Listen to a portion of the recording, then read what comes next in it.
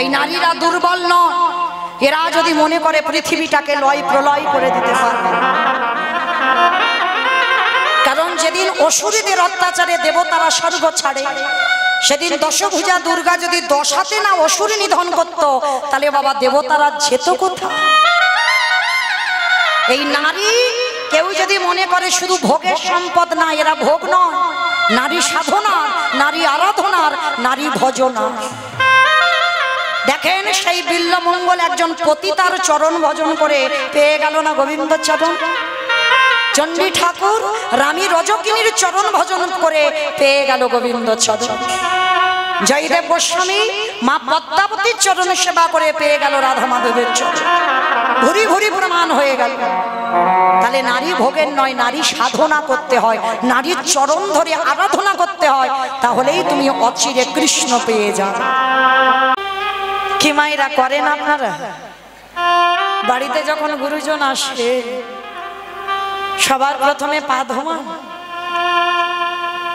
সে মালাই উঠে গেছে মা। আগেকার দিনে ছিল গো নিয়মগুলো, তবু যদি এই হতভাগিনীর কথা কারণ মনে থাকে চেষ্টা করবে। বাড়িতে যদি সাধুগুরু বৈষ্ণব আসে, বাড়িতে যদি বছর অন্তর গুরুদেব আসে, সবার আগে আমাদের মনুষ্য জীবনে কর্তব্য নিজের হাতে তাদের চরণ যুগল আগে ধৌত করে। আর সাধুগুরু বৈষ্ণব যদি নাও পান, যে যার ঘরের বাবা মা তো আছে, যে যার ঘরের শ্বশুর শাশুড়ি তো আছে, চরণ ধরে বলে যাই মা, আমি রোজ রোজ বলছি না, চেষ্টা করব ওই মূল্যবান দুটো চরণ যদি হারিয়ে যায় না, আর কোনোদিন পাবে না। ওই জন্য যাদের আছে একটু আঁকলে রেখে দিও। এই মূল্যবান চরণ কেন বললাম? আমি বলছি না, ভগবান কৃষ্ণ ভাগবতে বলছে। সুদামাকে বলেছিল না, সুদামা সবার আগে বড় গুরু হলো যে যার ঘরের বাবা মা, তারপরে গুরু হলো শিক্ষা গুরু, দীক্ষা গুরু, তারপরে গুরু হলাম আমি ভগবান। কই ভগবান তো কোনোদিন বলেনি সবার আগে আমি বড় গুরু। যে বড় হয় সে কোনোদিন বলে না আমি বড়। লোকে যদি তোমায় বড় বলে, সম্মান করে, তবে। আর বড় যদি হতে চাও, সবার আগে ভক্তের চরণ তলে লুটিয়ে। আর এই পৃথিবীতে যারা ভক্ত চরণ তলে লুটাতে পেরেছে, সেই তো জগতে বড়। সবার কাছে যে ছোট হতে পেরেছে, সেই তো সবার বড়। ও যে ভক্তে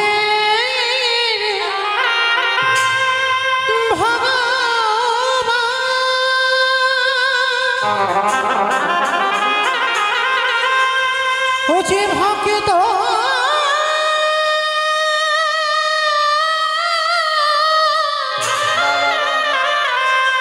ভক্ত ছাড়া কিছু জানে না,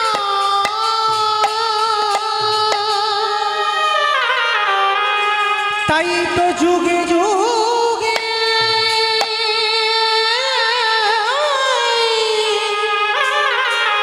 ও যে ভক্তের কাছে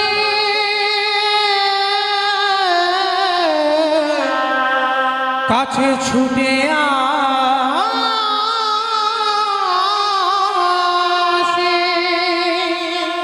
যেই না যুধিষ্ঠির মহারাজ দেখছে কৃষ্ণ ভক্তদের পা ধোয়াচ্ছে, শুধু পা ধোয়ানো না, আর একটা কাজ করেছিল। কি কাজ জানো?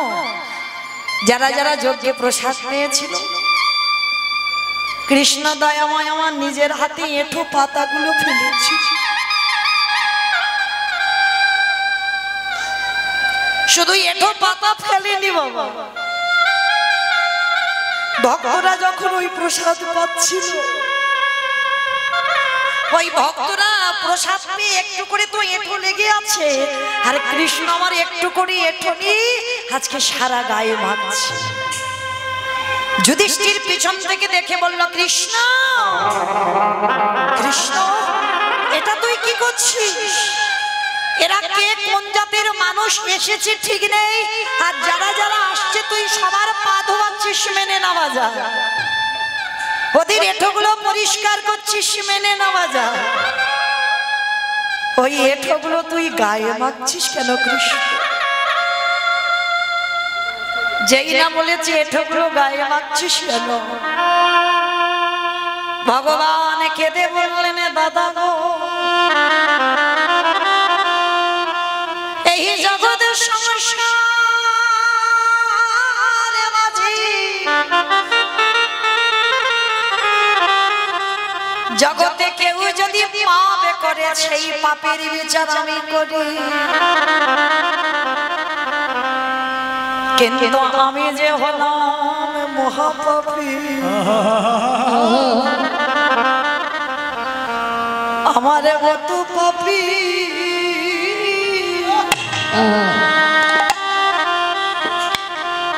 জগতে কেউ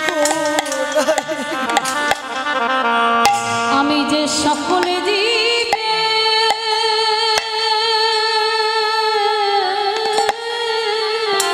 নিতাই হরি বল হরি বল হরি বল।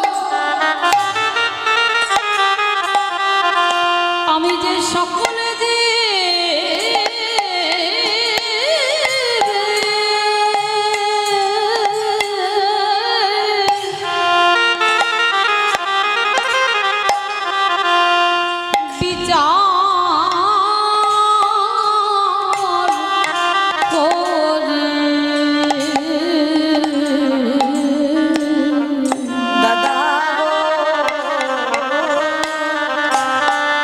জগতে আমার মতো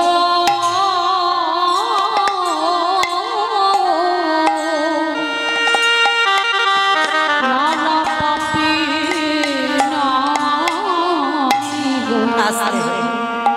না, ভগবান নিজেকে বলছে পাপী, শুধু পাপী নয়, মহাপাপী।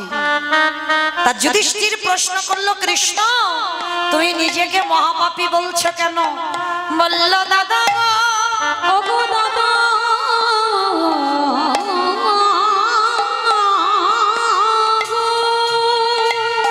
এই জগতের সংসার মাঝে, এই জগতের সংসার মাঝে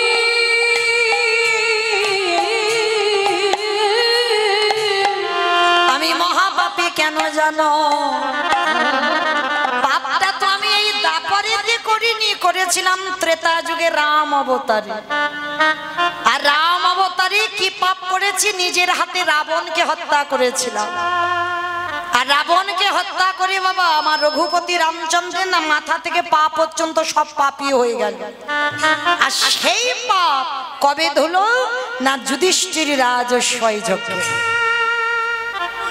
কি মাইরা, তাহলে রাবণকে মেরে রামচন্দ্রের পাপ হলো, সেই পাপটা কৃষ্ণ অবতারে ধৌত করলো। আর যার জন্য যুধিষ্ঠির যজ্ঞে যত যত ভক্তরা দাঁড়িয়ে আছে বাবা, প্রত্যেকে নিজের হাতে চরণ ধোয়াচ্ছে, নিজের হাতে এঁঠো পরিষ্কার করছে, নিজের হাতে ভক্তদের এঁঠো মাখছে। আজকে লক্ষ্য করে দেখেন, সবাই দাঁড়িয়ে আছে, কৃষ্ণ পা ধোবার ব্যবস্থা করেছেন। অগ্নিদেব, পবনদেব, বরুণদেব, ইন্দ্র, ইন্দ্রাণী, ব্রহ্মা, সাবিত্রী, শিব, দুর্গা সব পরপর দাঁড়িয়ে আছে। আর প্রত্যেকের পা ধোয়াই কৃষ্ণ যজ্ঞের ভিতরে ঢুকিয়ে নেয়। এমন সময় জগজ্জননী মা দুর্গা বাবা ভোলানাথকে ডাকছে, প্রাণনাথ, ও প্রাণনাথ, এদিকে এসো, এদিকে এসো। এবার তো কৃষ্ণ আমাদের পা ধোয়াবে, চলো পা দুটো ধুইয়ে নিয়ে। কথাটা শুনে আমার ভগবান একটু মুচকি হেসে বলছে, ভোলানাথ হেসে বলছে, পার্বতী তোমার কি মাথা খারাপ? কৃষ্ণ পা ধোয়াবে আর আমার পা দুটো বাড়িয়ে দেব? শোনো, তোমার যদি এত ধোয়াবার ইচ্ছে হয় তো তুমি লাইনে দাঁড়াও, কিন্তু আমার পা কৃষ্ণ কোনো মতেই আমায় ধোয়াতে পারবে না। আর আর এই কথা বলে ভোলানাথ লাইন থেকে বেলাইনে চলে গেছে। আর আড়ালে গিয়ে বাবা কৃষ্ণ তো নিচু হয়ে পা ধোয়াচ্ছে, আর আড়ালে গিয়ে ভোলানাথ কি করেছে জানো? যিনি ত্রিলোকের বড় বৈষ্ণব, কোনো সাজা টাজা নয়, সেই বৈষ্ণব আমার কৃষ্ণের চোখে ধুলো দেবে বলে আড়ালে গিয়ে বাবা দুম করে একটা কুকুর হয়ে। কেন? কুকুর হলো বাবা সব থেকে প্রভু ভক্ত। আর যেই না কুকুর হয়েছে, এক পা দুপা করে পিছন থেকে আসছে, কৃষ্ণের পায়ের ফাঁক দিয়ে গলে চলে যাবে। এইবার এক পা দুপা করে এসে বাবা যেই না দেখেছে কৃষ্ণ তো নিচু হয়ে আছে, আর পায়ের মাঝখানটা ফাঁকা মতো দেখেছে, আর ভোলানাথ কুকুর রূপটা ধারণ করি সবে মাত্র মাথাটাকে, আর যেই না মাথাটা দেবা একেবারে দুটো হাঁটু নিয়ে কৃষ্ণ কুকুরের কানের কাছে চেপে। এইবার দেখ কেমন লাগে। আর যেই না কানের কাছে চেপে দিয়েছে, মা কুকুর আর কিছু করতে পারবে? শুধু ঘ্যাউ ঘ্যাউ করছে, ছটফট করছে, আর বারবার বলছে কৃষ্ণ ছেড়ে দে, কৃষ্ণ ছেড়ে দে, কৃষ্ণ ছেড়ে। বলে ছাড়বো বলে ধরি না। হে বৈষ্ণব গোসাই, হে বৈষ্ণব গোসাই,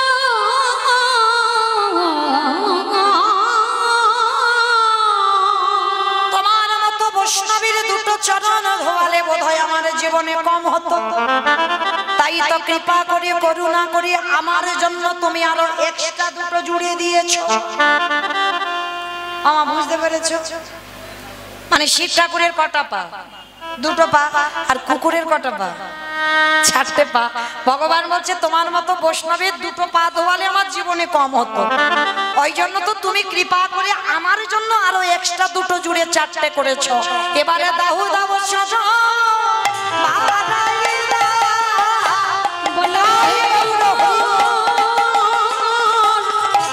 বৈষ্ণব গোসাই, দাও দাও চরণ বাড়াই দাও। বলি আজ তো চরণ ছাড়িব না কে, দাও দাও চরণ বাড়াই দাও। বলি আমি তো চরণ ছাড়ব, দাও দাও চরণ বাড়াই দাও। বলি আমি তো চরণ, হৃদয় আমার বৈষ্ণব বলি গোসাই, আমি তো চরণ ছাড়ব না। হে আমার বৈষ্ণব গোসাই, দাও দাও চরণ বাড়াই দাও। এইবার কি করেছে বাবা? মোটা দড়ি নিয়ে কুকুরটাকে আষ্টে পিষ্টে বেঁধেছে। আর কুকুরকে বাঁধলে কি হবে? 4টে পা শুধু ছটফট করছে। এইবার ভগবান কি করেছে বাবা? মোটা দড়ি নিয়ে কুকুরের 4টে পা বেঁধে দিয়েছে। অমাইরা কুকুরের পা বেঁধে দিলে আর কুকুর কিছু করতে পারবে? পারবে না তো। আর যেই না কুকুরের 4টে পা বেঁধে দিল, এইবারে ভগবান কি করে জানো? সবার পা ধোয়াচ্ছে বাবা ঘটিতে করে জল দিয়ে। আর এই কুকুরের বেলা কি করেছে জানো? ভগবান পর্যন্ত বৈষ্ণবকে কোন জায়গা দিয়েছে দেখো। আর আমাদের মতো পাপিষ্টরা বৈষ্ণবদের পিছনে খুদ ধরে ধরে বেড়ায়, তাই না? কিন্তু মায়েরা খবরদার, পৃথিবীতে সবার কাছে তুমি অপরাধ করো, এমনকি ভগবান বলছে আমার কাছে অপরাধ করো, আমি ক্ষমা করে দেব। কিন্তু পৃথিবীতে যদি কেউ বৈষ্ণব চরণে অপরাধ করে, সেই পাপীকে ওই চপল যে সংসারের জন্য হাড় খাটুনি খাটলো, ওই বৈষ্ণব অপরাধে কি হলো? কুষ্ঠ ব্যাধি হলো। আর সেই কুষ্ঠ ব্যাধি হতে নিস্তারিণী স্ত্রী লাথি মেরে ঘর থেকে বের করলো। তাহলে মা, এই পৃথিবীতে যেন কেউ এই রকম না হয়, কেউ যেন বৈষ্ণব চরণে অপরাধ করো না। আর আজকে ভগবান পর্যন্ত সেই বৈষ্ণবকে কোন জায়গা দিয়েছে দেখো। খালে বিলি নদী নালারে জলে না, কৃষ্ণ দয়াময় নম। তাহলে খাল বিল নদীর জল নয়, তাহলে কোন জল দিচ্ছে গো? কৃষ্ণ আমার ওই কুকুরের চরণ 4টে বুকে ধরেছে। ধরে কি করে জানো? আজ চোখের জলে চরণ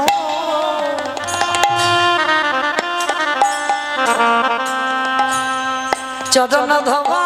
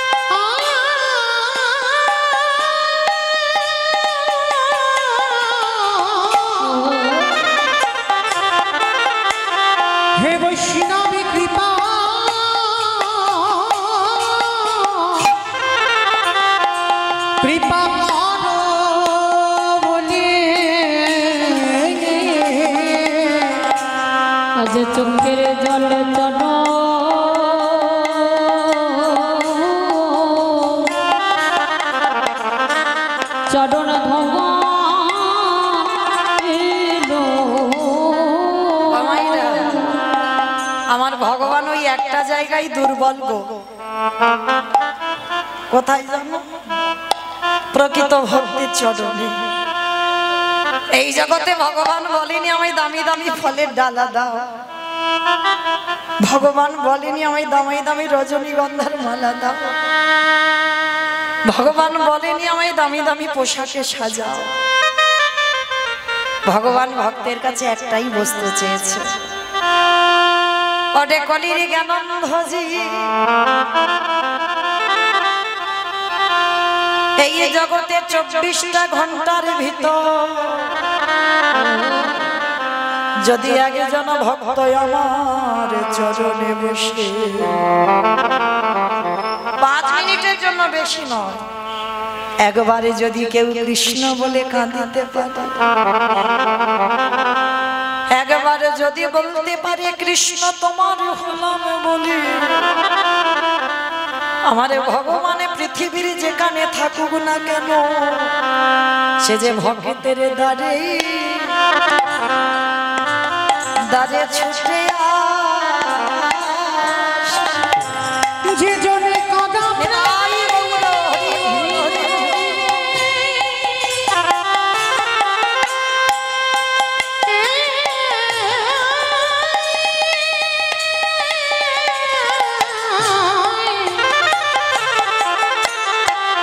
যে জনে কাঁদা প্রাণে একেবারে ডাকিতে পারে যে তার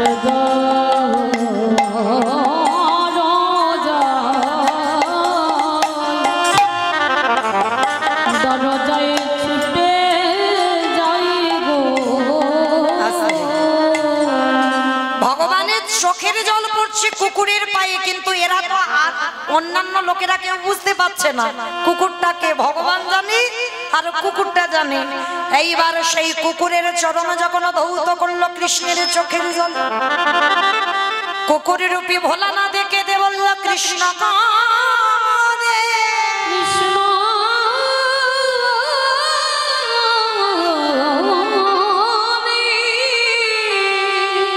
আগত কলিকালে আমি আর শিব হব না।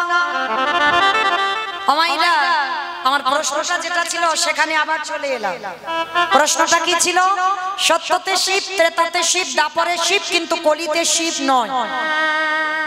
যিনি হয়েছেন অদ্বৈত আচার্য। এই যে আপনারা আমরা ঘটা করে শিব চতুর্দশী করে বাবার মাথায় জল ঢাললাম, শ্রাবণ মাসে একটা মাস জল ঢাললাম, প্রত্যেক সোমবারে 5টা সোমবার হলো জল দিলাম, কিন্তু মনে রেখো বাবা কলিযুগে নয়, বাবা এসেছি অদ্বৈত আচার্য গোসাই হয়ে। কেন?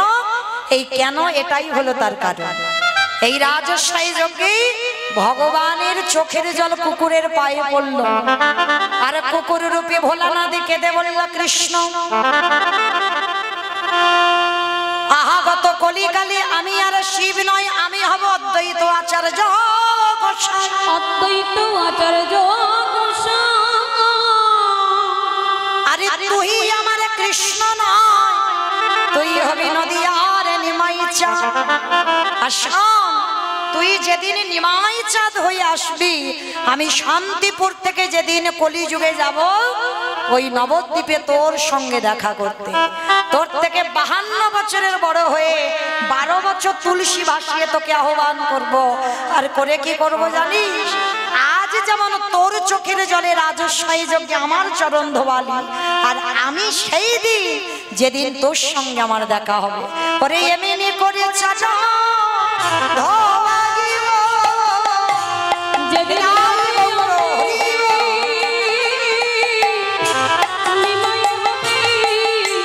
এমনি করে চরণ ধোয়াইব। এই যে ষোড় গোস্বামীর মধ্যে একটা গোস্বামী যার নাম হচ্ছে রঘুনাথ দাস গোস্বামী। আজকের আমরা এই রঘুনাথ দাস গোস্বামীর বৈরাগ্য, এই রঘুনাথের বৈরাগ্য আমরা আজকের আস্বাদন করব। আমাইরা ভজন কি করে করতে হয়, ভগবানকে কি করে ভালোবাসতে হয়, সংসারে থেকেও বৈরাগ্য পালন করা যায়। আর মনে রেখো মা, যতদিন না তোমার হৃদয়ে বৈরাগ্য ভাব আসছে ততদিন তুমি গৌর গোবিন্দ কৃপা পাবে না। এই বৈরাগ্য মানে কি মা, আস্তে কথা নয়, এবার একটু আমি বলি, একটু শুনবেন। বৈরাগ্য মানে বাবা সবকিছু ত্যাগ করে সন্ন্যাসী হয়ে চলে যাওয়া নয়, এটাকে বৈরাগ্য বলছে না। কারণ কলিযুগে সন্ন্যাস নিষিদ্ধ। তাহলে কিরকম বৈরাগ্য হতে হবে? বিষয়ে অনাসক্তি, মানে বিষয়ের প্রতি অনাসক্তি, মানে আসক্তি থাকবে না। কোন বিষয়? এই জায়গা জমি টাকা পয়সা সম্পত্তি, তোমার 3 তলা বাড়ি, এই বিষয়ের কথা বলছে না। এই কীর্তন বিষয়টা না খুব কঠিন বিষয়, সোজাভাবে নিলে হয় না। মনে রাখতে হবে তলিয়ে ভাবার নাম হচ্ছে তত্ত্ব। আর কীর্তন শুনতে যারা বসেছে, যতক্ষণ না বাবা ভিতরে যাচ্ছেন কীর্তন শুনে সুখ পাবেন। এই যে বলছে বিষয়ে অনাসক্তি, মানে বিষয়ের প্রতি আসক্তি থাকবে না। আর সচরাচর আমরা সংসারী ভক্তরা কি বুঝবো? বিষয়ের প্রতি অনাসক্তি মানে বিষয়টা কি? টাকা পয়সা ধন সম্পদ, এটাই তো বিষয় বলে। মহাজনেরা বলছে না, ও বিষয়ের কথা বলছে না। তাহলে কোন বিষয়? চোখের বিষয়, জিহ্বার বিষয়, কানের বিষয়, দেহের বিষয়, মনের বিষয়, এই বিষয়ের কথা বলছে। ভক্তি জগতে যারা নামবে সবার প্রথমে একটা কথা বলি দিমা, তাদের লালসা চলে যায়। লালসা মানে ভজন পথে যারা নেমেছে মা, লালসা চলে যাবে। যে রবিবার এলে সেই মাছ মাংস করে খেতে হবে, এটা তাদের থাকে না। যারা ভজন পথে নেমেছেন কোন রকমে বাবা একটু আলু সিদ্ধ অন্ন হলেই হয়ে যাবে। গলির মানুষ তো একটু অন্নগত প্রাণ, ওটা দিতেই হবে। মানে কোন রকমের দিন চলার মতো একটু আলু সিদ্ধ অন্ন হলে হয়ে যাবে। কোন বিষয়ের প্রতি যে আমি এটা খাবো, ওটা রান্না করবো, সেটা রান্না করব, এইটা থাকবে না। হ্যাঁ করবে, তুমি যেন ভগবানের জন্য লালসাটা থাকে। মানে আমি খাবো এই লালসাটা যেন না হয়, ওটা ভগবান পাবে। যেমন আজকে রাধা অষ্টমী তিথিতে অনেক ভক্তরা অনেক অনেক কিছু করে দিয়েছে। কি গো, রাধারানীর বার্থডে কেকটা করেছে তো? করেছে? কতজন করেছে একবার হাতটা তোলো। করেনি? ছেলের করবে, ছেলের। হ্যাঁ, ছেলে মেয়ের যদি বার্থডে হতো, বড় একটা কেক এনে মোমবাতি জেলে বেলুন টেলুন ফাটিয়ে কত কি ধুমধাম হতো, তাই না? ও তো কথা বলতে পারে না, ও তো কিছু বলে না যে আমার বার্থডে সেলিব্রেশন করো, বলতে পারে? বলে না। কিন্তু ও যে দেখতে পায় যে কোন ভক্ত আমার জন্য কতটা ভাবে। তুমি যদি করতে নাও পারো, অনেক অনেক মায়েরা তো পারে না, কিন্তু তোমার হৃদয়টা কি কেঁদেছে রাধারানীর জন্য? রাধে, আমি তো পারি না তোমার কেক বানাতে, আমি কি করে করবো বলো? তুমি ওই চোখের জলটুকু দিয়ে যদি এইটা বলে নিবেদন করো, তাতেও আমার রাধারানী গ্রহণ করে হিসাব করবে ও জগতে কি করেছে। কিন্তু কেউ যদি আমার রাধা চরণের দাস হয়, আমার রাধা বলে কেউ কাঁদতে পারে। এই যে আপনারা আমরা সবাই তো রাধা শক্তি গো, লক্ষ্মী কালী দুর্গা সরস্বতী, আমরা তো মা দুর্গাকে বলি শক্তি না। সব থেকে শক্তি হচ্ছে আমার শ্রীমতী রাধারানী। আর রাধারানীর থেকে এই দুর্গা কালী লক্ষ্মী সরস্বতী এদের সব উৎপত্তি। সব থেকে শক্তি হলো আমার রাধারানী। আর এই জগতে যত প্রকৃতি আছে সবই আমার রাধারানীর অংশভূতা। তাই নারী হলেন রাধারানীর অংশভূতা, শক্তির অংশভূতা। কারণ আমরা সবাই, প্রত্যেকে যত প্রকৃতি আছে আমার রাধারানীর শক্তি আমরা। তো আজকে লক্ষ্য করে দেখেন, এই যেদিন তোমার এই জিহ্বার প্রতি কোনো লালসা থাকবে না, সেদিন জানবে তোমার জিহ্বার বৈরাগ্য হয়ে গেল। কর্ণ আজে বাজে কথা শুনবে না। কোথায় ভাগবত হচ্ছে, কোথায় হরি কথা হচ্ছে, কোথায় পাঠ হচ্ছে, সেই দিকে কান ধাবিত হবে। তাহলেই জানবে তোমার কানের বৈরাগ্য হয়ে গেল। যেদিন চোখ শুধু গোবিন্দ চরণ, সাধুগুরু বৈষ্ণব ছাড়া আর কিছু দেখবে না, ভক্ত চরণ ছাড়া আর কিছু দেখবে না। সেদিন জানবে তোমার চোখের বৈরাগ্য হয়ে গেল। যেদিন তোমাকে কে নারী পরশ করলো না, পুরুষ পরশ করলো, তোমার মধ্যে কোনো অনুভূতি হবে না। সেদিন জানবে তোমার দেহের বৈরাগ্য হয়ে গেল। আর যেদিন তোমার মন সব চিন্তা থেকে দূরীভূত, সব, শুধু একটাই চিন্তা, আমি কি তারে পাবো না? যেটা আজকে রঘুনাথের এসেছে জন্ম থেকে, তার একটাই কথা, আমি কি তারে পাবো না? এই যে রঘুনাথ, এর এসেছিল বাবা ছোটবেলা থেকে। আর যেদিন এই আজকের দিনটার চিন্তা আজকের করো, কালকের কি খাবো, কালকের কি হবে, ওই চিন্তা করবে না।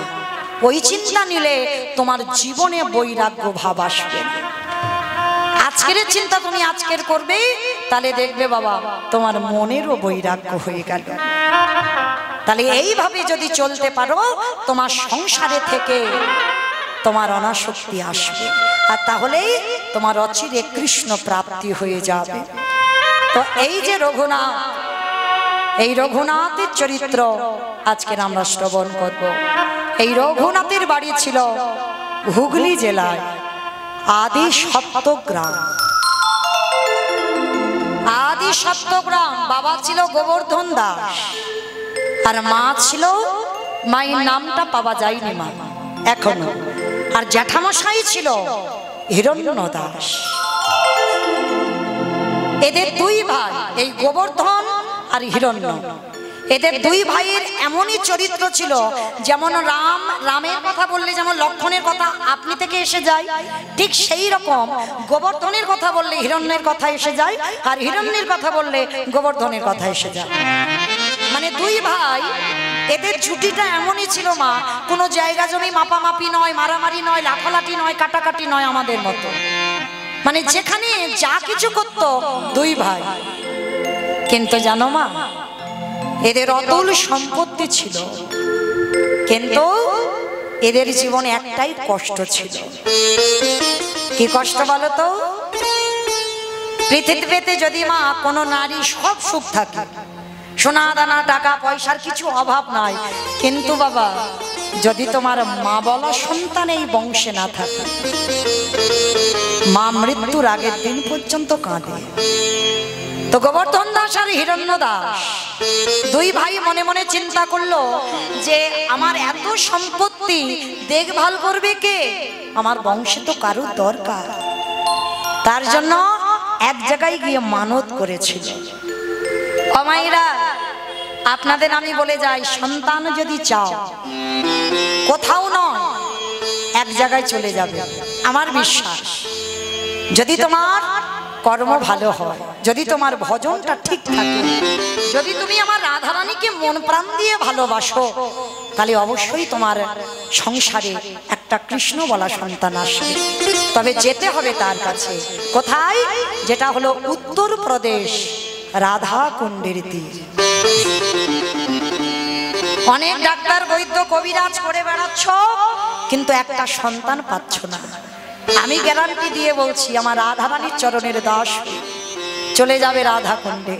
তবে যে কোনো মাসে নয়, নিয়ম সেবার মাস, দামোদর ব্রতের মাস।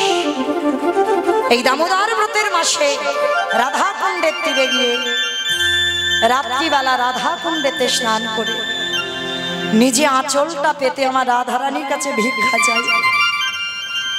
রাধা, তুমি যদি করুণাময়ী হও, তুমি যদি কৃপাময়ী হও, রাধে, আমার বংশে তোমার সেবার জন্য, তোমার চরণের দাসী হওয়ার জন্য আমার বংশে একটা কৃষ্ণবলা পাখি দিও। যদি নয়ন জলে তার চরণ ভাসিয়ে বলতে পারো না, আমার বিশ্বাস তোমার কৃপা হবেই হবে। যারা সব তীর্থে যেতে পারো না, একবার রাধা কুণ্ডে স্নান করবে। কারণ আমাদের দ্বারা বাবা একটু অর্থেরও তো দরকার। সব তীর্থে স্নান করতে গেলে পৃথিবীতে তো কম তীর্থ নেই। অত অত তীর্থে যাওয়ার অনেকের সময় নেই, অনেকের কর্মজীবী আমরা পারি না, অনেকে অর্থের অভাবে পারি না, কিন্তু একটা জায়গায় গিয়ে যদি স্নান করো সব তীর্থ ওই একটা জায়গায় পাওয়া যায়, যেটা রাধা কুণ্ডের তীর্থ। বাবা এসব অনেক কাহিনী আছে, এ কাহিনী বলতে গেলে শেষ হবে না, আমার 9:30 পর্যন্ত আয়ু আছে। যাই হোক, আজকে সেই রাধা কুণ্ডে মানত করে এলো, আর যেই না মানত করে এসেছে, আমার রাধা রানী এত কৃপাময়ী, হিরণ্য দাসের ঔরস নয়, গোবর্ধন দাসের ঔরসে জন্ম নিয়েছিল ওই আদি সপ্ত গ্রামে এক রাধারানীর সেবিকা, যার নাম হচ্ছে রঘুনাথ দাস। তবে মায়েরা একটা কথা মনে রেখো, ভজন করলে হবে না, ভজনটা যেন তোমার গোপী ভাবে হয়।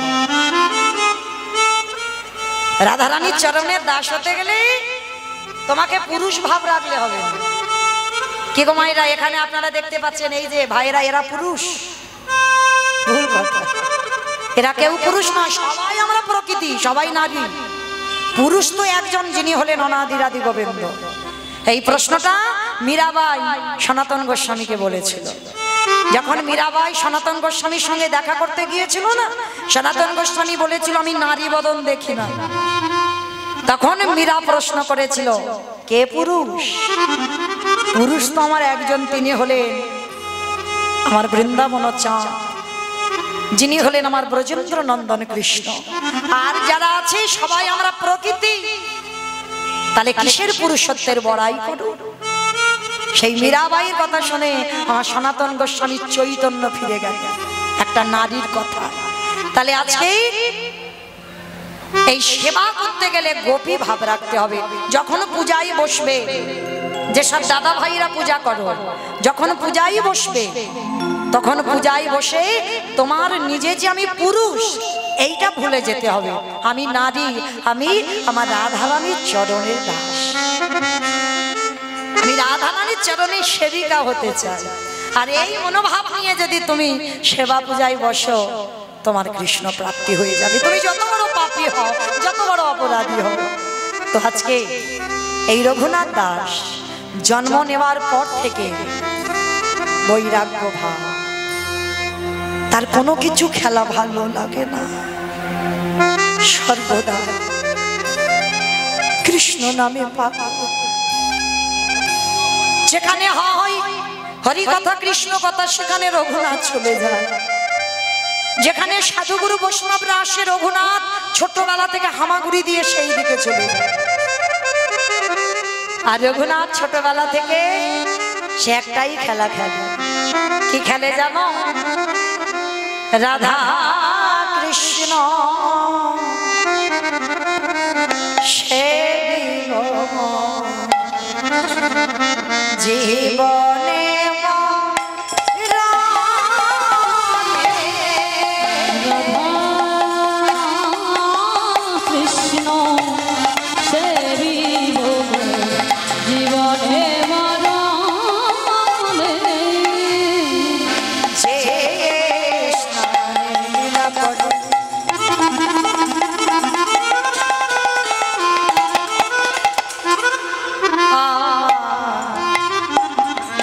যুগল যে লীলা কবে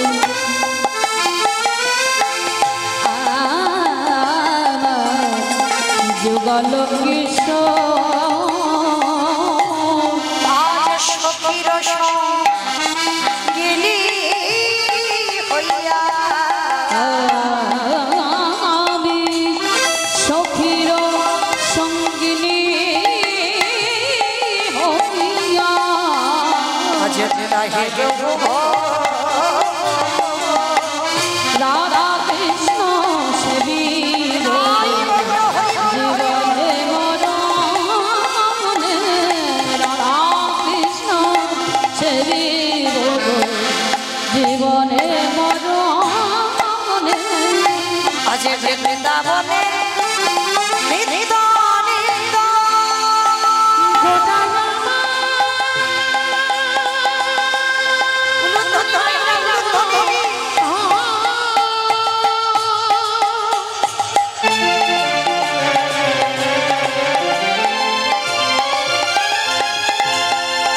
গোনা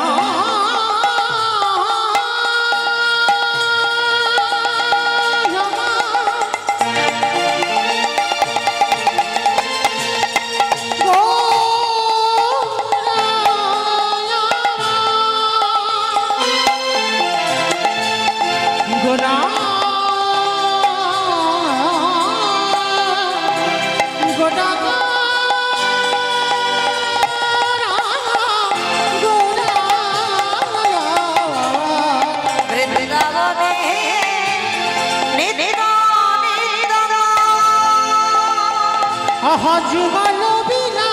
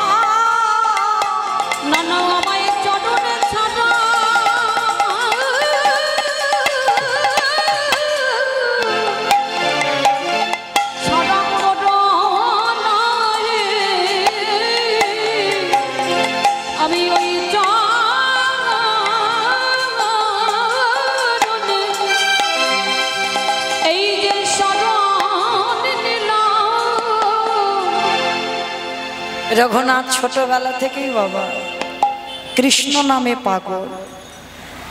বাবা জ্যাঠা মনে মনে স্থির করলো যে ছেলেটাকে পাঠশালায় ভর্তি করতে হবে। আমাইরা এই জায়গাটা একটু মন দিয়ে শোনেন, হরি বল।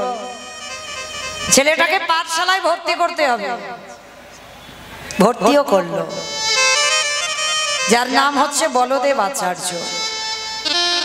আর বলদেব আচার্যের কাছে যেই না রঘুনাথকে নিয়ে গেছে, বলদেব আচার্য রেগে গেছে, অসম্ভব, বড় লোকের ছেলেরা একটু খামখেয়ালি হয়। কি মাইরা ভুল বললাম? ওদের একটু জেদ বেশি হয়, যখন যেটা চাইবে সেটাই দিতে হবে। কিন্তু গরিবের ঘরের ছেলেদের বাবা এটা হয় না, বড় লোকের ছেলেদের একটু জেদ হয়, কারণ তাদের তো কোনো কিছু অভাব নেই। ছেলে যখন যেটা চায় তখন বায়না পূরণ করে দেয়। আজকের বলদেব আচার্য বলে উঠলেন, অসম্ভব, তোমার রঘুনাথকে আমি আশ্রয় দিতে পারবো না, কারণ ও খামখেয়ালি ছেলে। গোবর্ধন আর হিরণ্য বলছে, গুরুদেব আপনি জানেন না, আপনি চেনেন না আমার রঘুনাথকে। দুটো দিন ওকে দেখে, আর দুটো দিনে আমার রঘুনাথ যদি কোনো অন্যায় করে তাহলে আমার রঘুনাথকে বের করে দেবেন, কিন্তু আমার রঘুনাথ অন্যায় করতেই পারে না।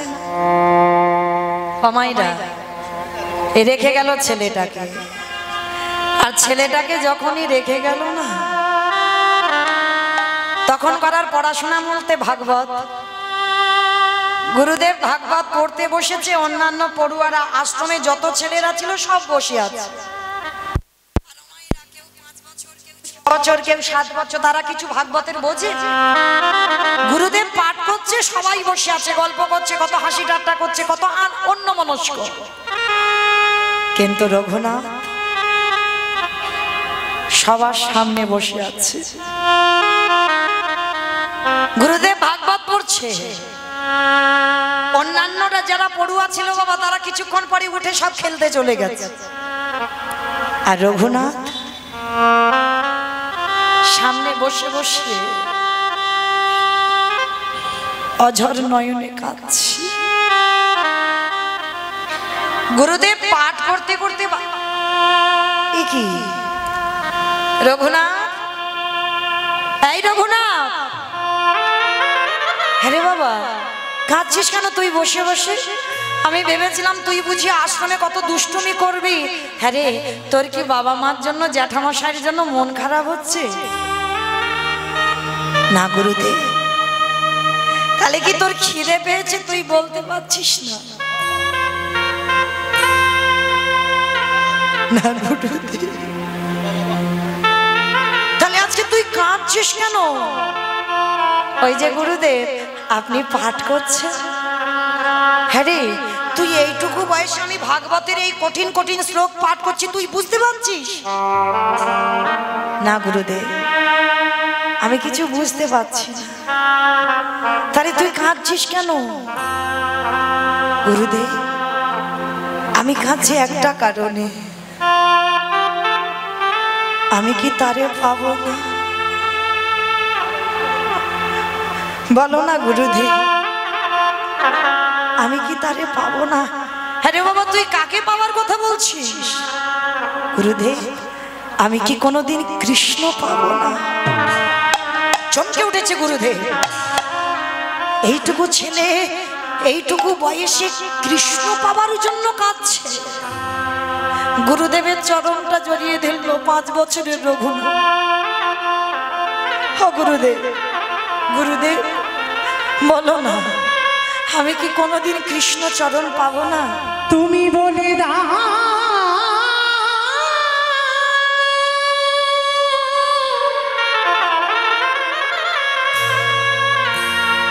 ও গো গুরু, গুরুদেব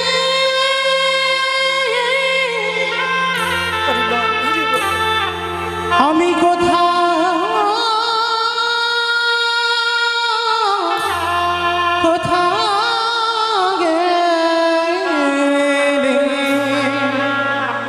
কৃষ্ণ পাবো কোথা গেলে কৃষ্ণ দর্শন পাবো। বলদেব আচার্য রঘুনাথকে বুকে জড়িয়ে ধরল। ভাবি বাবা, তোর এই যে এত অল্প বয়সে এত বৈরাগ্য ভাব, পাবি পাবি তুই কৃষ্ণ চরণ পাবি। আর ঠিক সেই সময় লক্ষ্যহীরা উদ্ধার করে বেনাপুলের জঙ্গল থেকে নামাচার্য হরিদাস ঠাকুর এসেছিল বলদেব আচার্যের ঘরে।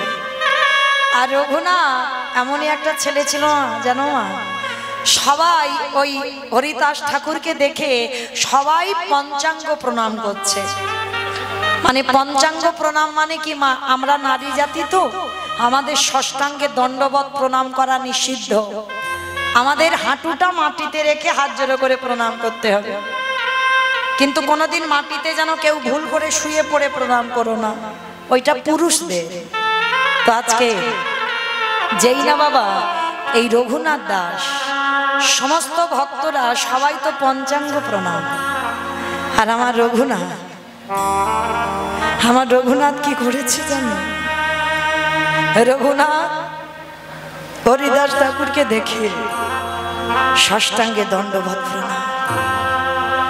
আর যেই না দণ্ডবত প্রণাম করেছে, হরিদাস ঠাকুর হাত দুটো তুলে বলছে, আরে ওঠ ওঠ ওঠ। আচ্ছা মা, একটা কথা বলো তো, ভক্ত চিনবে কি করে? এই গলায় তুলসীর মালা দেখলে বলবে ভক্ত, দাদার সঙ্গে তিলক সেবা করা দেখলে বলবে ভক্ত না, এগুলো তোমার আভরণ। যেমন যে কোম্পানির চাকরি করতে গেলে সেই কোম্পানির কাপড় জামা ব্যবহার করতে হয়, আর আমরা কৃষ্ণচরণের দাস যদি হই এই পোশাকগুলো আমাদের ব্যবহার করতে হয়। তাহলে ভক্ত চিনবে কি করে? ভক্তের চোখের দিকে তাকাতে হবে। যার একবার কৃষ্ণ নামে নয়নে বাড়ি ঝরে, একবার কৃষ্ণ নামে যার হৃদয়টা ব্যাকুল হয়ে ওঠে, কৃষ্ণ নাম বলার সঙ্গে সঙ্গে শরীরে একটা কম্পন হয়, তাহলে তুমি জানবে তুমি ভক্ত হবার যোগ্যতা কিঞ্চিত অর্জন করেছো। আর দেখবেন মা, ভক্তদের দেখলে লক্ষ্য করবেন তাদের একটু পাগল পাগল ভাব, বাহ্যিক জগতের পাগল নয়, তারা কৃষ্ণ নামে পাগল হয়। আজকে রঘুনাথকে যেই না হাত ধরে তুলেছে, হরিদাস ঠাকুর নয়নের দিকে তাকিয়ে বলছে, এই তো আমার সেই মাটি, এই মাটিতে যদি আমি বীজ বপন করি তাহলে অঙ্কুরিত হবেই হবে। আর এই যে রঘুনাথ সব সময় হরিদাস ঠাকুরকে অনুকরণ করত। আমার অনুকরণ মানে বোঝো তো, এখন যেমন কীর্তন জগতে হচ্ছে গুরু ধরতে লাগে না বাবা, শুনে শুনে মুখস্থ হয়ে যায়। তুমি যদি গুরু নাও ধরো তাহলে তুমি লীলা গাইতে পারো। এগুলো হচ্ছে অনুকরণ করা, কিন্তু তাদেরও ক্ষমতা থাকা দরকার যারা এগুলো করে। ভালো, আমি খারাপের জন্য বলছি না বা খারাপও বললাম না। তো আজকে এই যে অনুকরণ করা, তা এই রঘুনাথ দাস সর্বক্ষণ হরিদাস ঠাকুরকে অনুকরণ করত। কি অনুকরণ করত বাবা? যারা ভজন জগতে নেমেছেন মনে রেখো, ভজন অত সোজা নয়। তাদের আহার কমাতে হবে আর নিদ্রা কমাতে হবে। এই দুটো জিনিস সবার আগে দরকার, আহার আর নিদ্রা। দিবানিদ্রা তো নিষিদ্ধ, আহার করতে হবে। রঘুনাথ করতো, একটা ছোট্ট ছেলে 24 ঘন্টায় একবার আহার, কঙ্কাল সার দেহ হয়ে গেছে। গুরুপাঠ শেষ করে বাড়িতে ফিরেছে, কিন্তু বাবা ফিরলে কি হবে? আগে যার হৃদয়ে প্রেম ভক্তি ছিল তার থেকে গুরুপাঠ থেকে এসে বাবা আরো দ্বিগুণ ভক্তি বেড়ে গেছে। রাস্তা দিয়ে যদি বৈষ্ণব ছুটে যায়, রঘুনাথ তার পিছনে ছুটে চলে যায়। যদি কোথাও হরি নাম কীর্তন হয়, পাগলের মতো ঘর থেকে চলে যায়। কোথাও যদি ভাগবত পাঠ হয়, কাউকে না বলে রঘুনাথ রাতের অন্ধকারে বেরিয়ে যায়। আর জমিদারের ছেলে তো প্রজারা আবার ধরে নিয়ে আসে। তো বিরক্ত হয়ে গেছে বাবা জ্যাঠারা রঘুনাথের অবস্থা দেখে, পাগল পাগল ভাব দেখে একদিন রেগে গিয়ে বলে উঠলেন, জ্যাঠামশাই রঘুনাথ, তুই আমার জমিদারের ছেলে, আর তোর যদি স্বভাব, তোর চরিত্র যদি এইরকম পাগল পাগল ভাব হয়, কোথায় সাধুগুরু বৈষ্ণবদের দেখলে তাদের পিছনে ছুটে যাও। শোন, আজকে থেকে তোকে আমি ঘরে বন্দি করে রেখে দেব। রঘুনাথ হেসে উঠেছে, জ্যাঠামশাই ঠিক করেছি, ঠিক করেছি, আমি তো পাগল, আমাকে ঘরে বন্দি করে রেখে দাও, আমি বাইরে যেতে চাই না। কারণ নিরজন জায়গা না হলে কৃষ্ণ ভজন হয় না। আমি নিরজনে থাকবো, আমার ভজন সাধন হবে। আজকে নিরজন জায়গায় বসেছে, হাতে পায়ে শিকল দিয়ে রেখে দিয়েছে গো রঘুনাথে। কেন জানো? কৃষ্ণ ভোলাবে বলে। কি গো মায়েরা, ভোলা যায়? যার চরণে তুমি দেহ মন প্রাণটা দিয়ে দিয়েছো,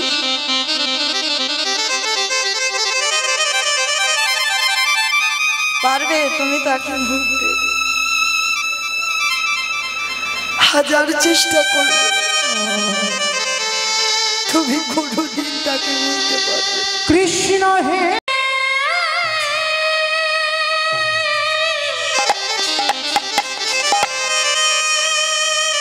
দেখা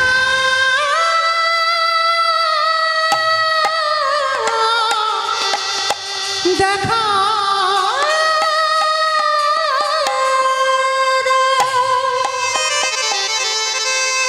রঘুনাথ নিরজনে বসে কাঁদছে, এক সপ্তাহ কিছু খাইনি। বাবা জ্যাঠা খাবার পাঠাচ্ছে, সব খাবার রেখে দিয়েছে। যখন জ্যাঠামশাই খবর পেল রঘুনাথ কিছু খাচ্ছে না, রাতের অন্ধকারে রঘুনাথের কাছে এসেছে। জ্যাঠামশাই, রঘুনাথ, শুনলাম তুমি নাকি কিছু খাচ্ছ না, কি হয়েছে তোমার? তুমি জানো তুমি জমিদার বাড়ির ছেলে, আর তোমার এই স্বভাব মানায় না। কি গো, যে কৃষ্ণ নামে একবার ডুবে যায় তার এই বাহ্যিক জগতের কিছু ভালো লাগে না।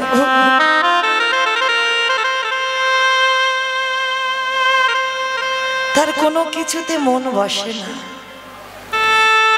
রঘুনাথ 1 সপ্তাহ খাইনি তো কঙ্কাল হয়ে গেছে। আর এর আগে তো বাবা 24 ঘন্টায় একবার আহার করে, মানে শুধু গুনে গুনে হাড়গুলো শরীরে রয়েছে। জ্যাঠামশাই দেখে করুণা হলো। রঘুনাথ, হ্যাঁ রে বাবা, বল না বাবা, তুই কার জন্য এত কাঁদিস? আমায় বল বাবা, আমি তোকে এনে দেব। বল তুই কার জন্য কাঁদিস, আমার কাছে বল। জ্যাঠামশাই, আমি আমি যা চাইবো তুমি আমায় দেবে। দেব বাবা, দেব। বল না, কার জন্য তোর মন এত আকুলি বিকুলি করে? না, ওরকম করে বললে হবে না, তুমি আগে ত্রিসত্য করে বলো, যা চাইবো তাই দেবে। বেশ, যা চাইবি তাই দেব। ত্রিসত্য করেছো কিন্তু, তাহলে দেবে কিন্তু। দাও। জ্যাঠামশাই, আমায়রা চাওয়াটা দেখে, আপনারাও তো মা, আমিও একটা মা। এই যে আমার ছেলেটা করতাল বাজাচ্ছে, একটাই মাত্র সন্তান। পারলাম না বাবা, এই রঘুনাথের দশা দেখে চাইছে। জ্যাঠামশাই, আমি যা চাইবো তুমি দেবে। দেবো বাবা, দেবো। বল কি চাই? তাহলে দাও। কৃষ্ণ এনে দাওয়া আমারে, কৃষ্ণ এনে দাওয়া,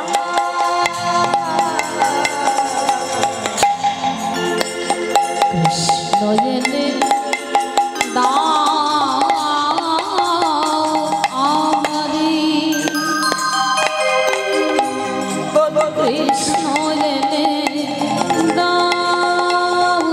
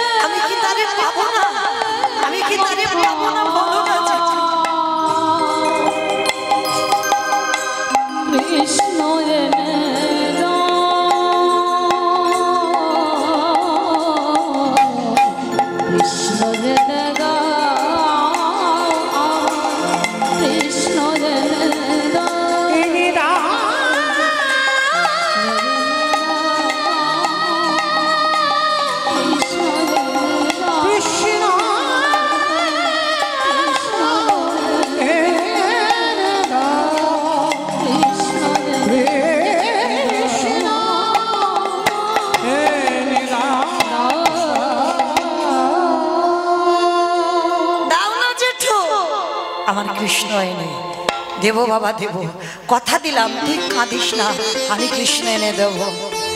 হঠাৎ গুরুদেব বলদেব আচার্য সংবাদ পেয়েছে ছেলেটা খাওয়া দাওয়া বন্ধ করে দিয়েছে, ছুটে এসেছে শিষ্যের কাছে।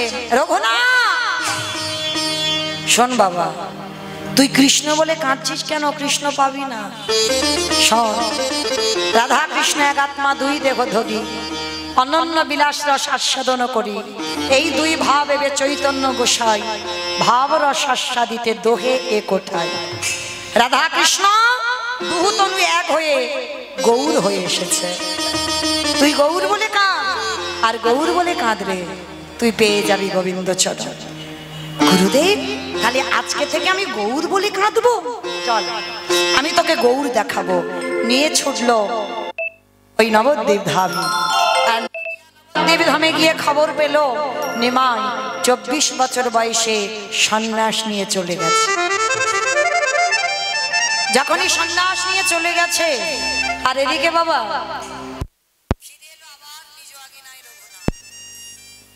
কিছুদিন পরে তো মহাপ্রভু এসেছিল শান্তি আচার্যের ঘরে। আর যখনই অদ্বৈত আচার্যের ঘরে এসেছে, সংবাদ যখন হিরণ্যদাস আর গোবর্ধন দাস পেয়েছিল, আমার রঘুনাথকে নিয়ে ওই নিমাইয়ের সঙ্গে দেখা করতে গেল। আর দেখা করতে গিয়ে একেবারে রঘুনাথ নিমাইয়ের সামনে দাঁড়িয়ে ষষ্ঠাঙ্গে দণ্ডবত প্রণাম। আমার মহাপ্রভু বলছে, আরে ওঠ ওঠ ওঠ ওঠ। নয়নে নয়নে মিলন হলো। নিতাই চাঁদকে বলল, দাদা যাও, আমার সেবার থালাতে যে প্রসাদী আছে তুমি রঘুনাথকে দাও। কে গো মায়েরা, ভগবানের উচ্ছিষ্ট প্রসাদ পাওয়ার জন্য যোগী মুনি ঋষিরা যুগ যুগ ধরে কাঁদে, তারা পায় না। আর রঘুনাথ প্রথম দর্শনে ভগবানের উচ্ছিষ্ট প্রসাদ পেয়ে গেল, কৃপা হয়ে গেল।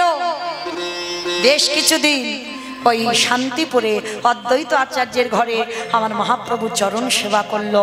এইবার যাবার সময় হয়েছে প্রভু। আমার মহাপ্রভু বলছে, রঘুনাথ এইবার আমি পুরী ধাম যাত্রা করব। আমি জগন্নাথ ধামে রথযাত্রা, আমি ওখানে যাব। প্রভু আমাকে সঙ্গে করে নিয়ে চল। রঘুনাথ, তোমার বাবা আছে, তোমার মা আছে, তোমার জ্যাঠামশাই আছে, তোমার জমিদারি আছে, চাই না, চাই না প্রভু, আমি কাউকে চাই না। এরা আমার কোন বাবা মা?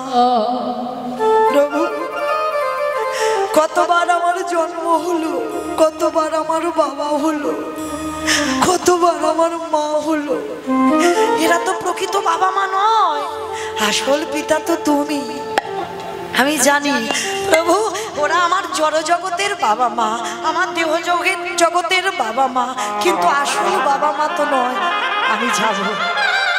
রঘুনাথ, তুমি আমার কথা শোনো, তোমার এখনো সেই বৈরাগ্য আসে এসেছে প্রভু, আমি তো সব ত্যাগ করে দিয়ে এসেছি। শোনো রঘুনাথ, মর্কট বৈরাগ্য ধারণ করবে না। মর্কট বৈরাগ্য মানে ওই যে বিষয় বৈভবে লালসা থেকে বৈরাগ্য, এগুলো হয় না। রঘুনাথ, কৃপা সময় হলে আমি তোমাকে টেনে আনবো। তুমি যতই ছটফট করো না কেন, তুমি আসবে আর চলে যাবে, কিন্তু যতদিন না আমার ইচ্ছা হয় কোনোদিন তোমার ইচ্ছা পূর্ণ হবে না। কি গো মায়েরা, তুমি একটা ইচ্ছা করলে যতদিন না ওইটা আমার ভগবানের ইচ্ছা হয়, সেই ইচ্ছা তোমার পূরণ হবে না। হাজার তুমি ইচ্ছা করতে পারো। যেমন কুম্ভকর্ণ ইচ্ছা করেছিল আমার ইন্দ্রত্ব চাই, তখন ভগবান কায়দা করে আমার সরস্বতী বাগবাণীকে ওই যে কুম্ভকর্ণের কণ্ঠে বসিয়ে বলে দিল, ইন্দ্রত্ব নয়, আমি নিদ্রা চাই। কেন? কারণ ওটা আমার ভগবানের ইচ্ছা ছিল না যে কুম্ভকর্ণ ইন্দ্রত্ব দখল করুক। তাহলে মনে রাখতে হবে, মনুষ্য জীবনে যতদিন না আমার ভগবানের ইচ্ছা হয় ততদিন তোমার ইচ্ছা পূর্ণ হবে না। আর যেদিন আমার ভগবানের ইচ্ছা হবে সেদিন তোমার ইচ্ছা পূর্ণ হয়ে যাবে। তাই গৌর হরি বল, হরি বল। তো আজকে লক্ষ্য করে দেখেন, রঘুনাথ ফিরে এলো ঘরে, কিন্তু আসবার সময় একটা জায়গায় দাঁড়ালো, যেটা হচ্ছে পানিহাটির মেলা। আর পানিহাটির মেলাতে যেই না দাঁড়িয়েছে, সেখানে সমস্ত ভক্তদের আগমন হয়েছে, সমস্ত ভক্তদের ভিড় জমেছে। আর রঘুনাথ দেখে তো অবাক, এ কি এত ভক্তদের ভিড়, এত ভক্তরা কোথা থেকে এলো? সঙ্গে সঙ্গে রঘুনাথ গিয়ে আমার নিতাই চাঁদের চরণে আশ্রয় নিয়েছে। আর যেই না নিতাই চাঁদের চরণে পড়ল, নিতাই চাঁদ বলে উঠলেন, আরে চোর চোর চোর। আমা কাকে বলছে? বড় লোকের ছেলে রঘুনাথকে বলছে চোর। কেন বলছে চোর? আর অন্যান্য ভক্তরা যারা ছিল তারা তো অবাক হয়ে গেল, ওমা রঘুনাথের ছেলে, হরি বল, এরা গোবর্ধন দাসের ছেলে, আর এত ভালো ছেলেকে বলছে চোর। কিন্তু কেন চোর বলল? এই জগতের সংসার মাঝে নিতাই চাঁদের কৃপা যতদিন না হয়, আমার গৌর চাঁদের কৃপা হবে না। আরে রঘুনাথ কি করেছিল? আমার নিতাই চাঁদের কৃপা না পেয়ে আমার সরাসরি গৌর চাঁদের চরণে গেছে, তাই তো সংসারে ফিরে আসতে হলো।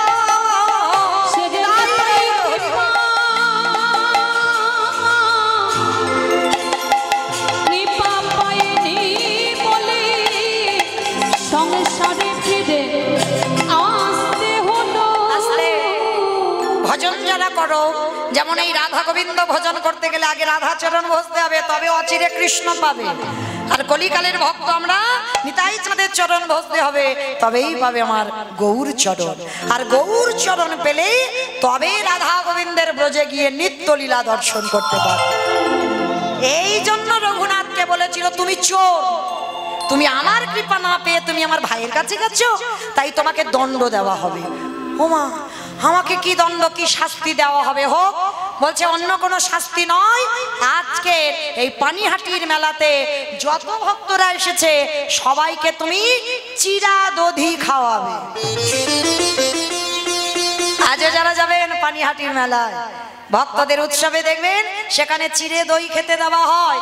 যত দোকানে দোকানে চিড়ে দুধ দই ছিল, মিষ্টি চিনি সন্দেশ মিষ্টি যা ছিল, সব ওই গোবর্ধন দাস আর রঘুনাথ দাসের বাবা জ্যাঠা দুইজনে সমস্ত কিছু কিনে পানিহাটির মেলাতে ওই ভক্তদের বিতরণ করলো। আজও সেই উৎসব পালন হয়। ওই পানিহাটির মেলাটাকে বলা হয় দণ্ড মহোৎসব। নিতাই চাঁদ রঘুনাথকে দণ্ড দিয়েছিল। এইবার রঘুনাথ ফিরে এলো, বাবা মা চিন্তায় পড়লো, ছেলের সবসময় পাগল পাগল ভাব, তাহলে ছেলের কাঁধে একটা জল চাপাতে হবে। আমার জল চাপানো মানে বোঝো তো, একটা বিয়ে দিতে হবে। হরিবল। শুভ দিন শুভ লগ্নে শুভক্ষণে একটা মেয়ে দেখাশোনা হলো, যার নাম হচ্ছে রত্নাবতী। সে রূপ তো নয়, স্বর্গের অপ্সরা হার মানবে। কেন? কৃষ্ণ ভোলাবার জন্য ওই রকম রূপবতীর সঙ্গে রঘুনাথের বিয়ে হলো। অত সোজা নয়। কি গো, যার প্রতি একবার মন পড়ে, হাজার সিনেমাটি এনে সামনে দিয়ে দাও তো দেখি, মন যাবে? হ্যাঁ, কখনো যাবে না। তা ভালো তো বেসেছে কৃষ্ণকে, রূপবতী যদি আনো কখনো সেদিকে মন যাবে না। বিয়ে হলো, বিয়ের পরের দিন হলো কাল রাত্রি, তারপরের দিন হলো ফুলসজ্জার রাত। রঘুনাথ নিরজনে বসে বসে কাঁদছে। ও মায়েরা, ফুলসজ্জার রাতে বউ কাঁদে, এটা উল্টে গেছে, তার স্বামী কাঁদছে। আচ্ছা বলো তো, বাসর ঘরে কেউ যদি কাঁদে, স্ত্রী যদি কাঁদুক আর যদি তার স্বামী কাঁদে, তাহলে কি মনে মনে ভাববে এখনকার যুগে? নিশ্চয়ই আমার পছন্দ নয়, অন্য প্রেম টেম করা আছে, ভালোবাসা আছে, তার কথা মনে পড়ছে, কাঁদছে, এটাই তো ভাববে। রত্নাবতী গিয়ে স্বামীকে প্রণাম করে প্রশ্ন করলো, তুমি কাঁদছো কেন? রত্না, পারবে না, আমি যার জন্য কাঁদছি তুমি পারবে আজকে রাত্রে তার কাছে আমাকে দিয়ে আসতে? চমকে উঠল, চমকে উঠেছে রত্নাবতী। বাবা মা দেখাশোনা করে যার হাতে তুলে দিল, সে আমাকে নয় অন্য কাউকে ভালোবাসে। তবু এমন সহধর্মিণী ছিল রত্নাবতী, বউ কিন্তু নয়, স্ত্রী কিন্তু নয়, সহধর্মিণী ছিল।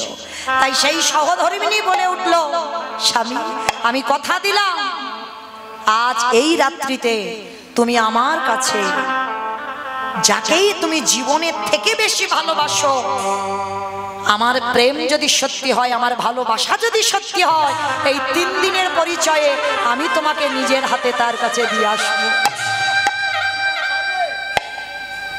কি গো মায়েরা, জগতে হয় হয় না, অসম্ভব, মারামারি খুনোখুনি লাটালাটি হয়ে যাবে। কিন্তু রত্নাবতী ছিল সহধর্মিণী, আমি পারবো তোমাকে তার কাছে দিয়ে আসতে। বলো সে কে, কাকে তুমি এত ভালোবাসো, কার জন্য তোমার মন এত আকুলি বিকুলি করে, কার জন্য তুমি রাতে ঘুমাও না, কার জন্য তুমি খাওয়া দাওয়া বন্ধ করেছো, বলো তুমি সে কে। রত্না আগে বলো তো দেখি, আমার বাবা মা তোমার সঙ্গে কেন বিয়ে দিয়েছে? বলে কেন, তোমাকে ঘরে বেঁধে রাখার জন্য। রত্নাবতী তুমি কি মনে করো পারবে আমায় বেঁধে রাখতে? না, আমি চাই না তোমায় বেঁধে রাখতে, কারণ আমি তোমার শ্রীচরণের দাসী হয়ে থাকতে চাই, আমি তোমাকে বাঁধতে চাই না। বেশ, তাহলে শোনো রত্নাবতী, যার জন্য আমি এত কষ্ট পাই, যার জন্য আমি এত কাঁদি, যার জন্য আমার মন এত আকুলি বিকুলি, সে অন্য কেউ নয়, সে হলো আমার কৃষ্ণ।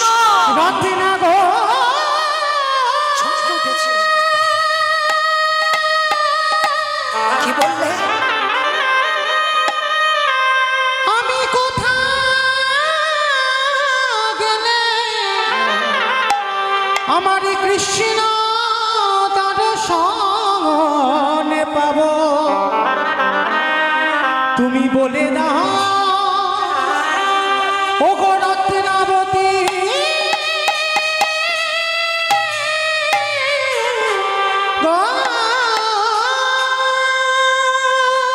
বেশ, রত্না পারবে দিতে? বেশ, স্বামী আমায়রা কেমন নারী দেখো, চিরজনমের মতো শেষবারের মতো স্বামীকে প্রণাম করে ওই ফুল সজ্জা যাতে চিরজনমের মতো স্বামীকে বিদায় দিল। স্বামী সামনের দরজা দিয়ে নয়, তুমি পিছনের দরজা দিয়ে পালিয়ে যাও, আর কালকে তোমার বাবা মাকে যা বলার আমি বলবো। রত্না তুমি ভেবে বলছো তো কোনোদিন আর আমার চরণ তুমি পাবে না? দরকার নেই স্বামী, এই 3টে দিনের স্মৃতি নিয়ে আমি সারা জীবনটা কাটিয়ে, এই তো 3 দিন আমি তোমাকে দেখলাম, এটুকুই আমার জীবনে থাক। বেশ, রাতের অন্ধকারে রঘুনাথ বেরিয়ে পড়ল কোথায়? জগন্নাথ ধাম, পুরী ধাম। আমার জীবন নদী নাইয়া বেরিয়ে পড়েছে ভবের খেলা, হাসি রত্না সঙ্গ হলে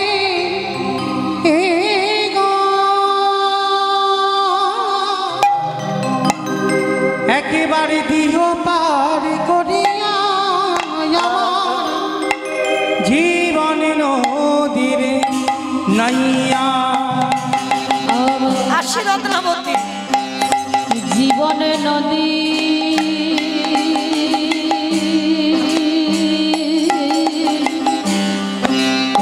নাইয়া, আর কোনোদিন তোমার সঙ্গে আমার দেখা হবে? আমার ভবের খেলা কোনোদিন না। সঙ্গ হলি গো,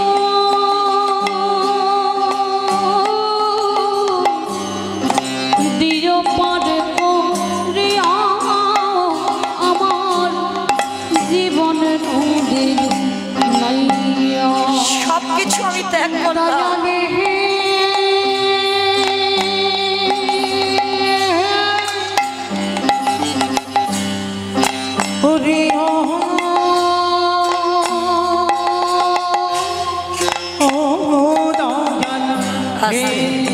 ছুটে চলল জগন্নাথ ধাম, পুরী ধাম। আর গিয়ে যেই না দাঁড়িয়েছে, আর ওই জগন্নাথ ধামে গিয়ে কি করেছে জানো?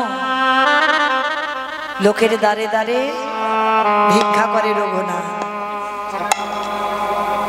জমিদারের ছেলে, আপনারা আমরা কত টাকা রেখেছি ব্যাংকে, জমিদারের ছেলে হয়ে তার অবস্থা দেখো। বাবা জ্যাঠা যখন খবর পেল রঘুনাথ পুরী ধামে আছে, চাল ডাল অর্থ বস্ত্র পাঠায়, আর রঘুনাথ পুরী ধামে সেগুলো গরিব ভিখারীদের দান করে। মহাপ্রভু যখন খবর পেল রঘুনাথ ওইগুলো দান করছে, রঘুনাথের ওই স্বরূপ দামোদরের দ্বারা খবর পাঠিয়েছিল, স্বরূপ তুমি গিয়ে রঘুনাথকে বলো, রঘুনাথ আমি এগুলো পছন্দ করি না, কারণ তোমার বাবা জ্যাঠা অন্নদান বস্ত্রদান অর্থদান করে বলে তোমার বাবা জ্যাঠার অহংকার। আমি চাই না ওই জমিদারি থেকে তুমি কিছু নিয়ে তুমি এই জগন্নাথ ধামে শ্রীক্ষেত্রে দান করো। রঘুনাথ যখন শুনতে পেল, খবর পাঠালো সপ্তগ্রামে, আর কিছু আসে না, এইবার দাঁড়ে দাঁড়ে ভিক্ষা করে। মহাপ্রভু বলল, রঘুনাথ লোকের বাড়িতে চেয়ে খাবে, এটা আমি পছন্দ করি না। কি গো, ঘষে মেজে নেবে না? যে কতটা কষ্ট সহ্য করতে পারে দেখি। বন্ধ করে দিল রঘুনাথ, কারোর বাড়িতে কিছু চাই না। তাহলে খাবে কি? ওই যে আনন্দ বাজারে রঘুনাথ বসে থাকে। আমার আনন্দ বাজার দেখেছো তো? যারা যারা পুরী ধামে গেছো, যেখানে মহাপ্রভুর ওই যে জগন্নাথের প্রসাদ বিক্রি হয়, ওটাকে বলে আনন্দ বাজার। আর ওই আনন্দ বাজারে বসে থাকে একাধারে রঘুনাথ, আর পরনে একটা বহির্বাস আর একটা অন্তর্বাস, আর কিচ্ছু নেই। জমিদারের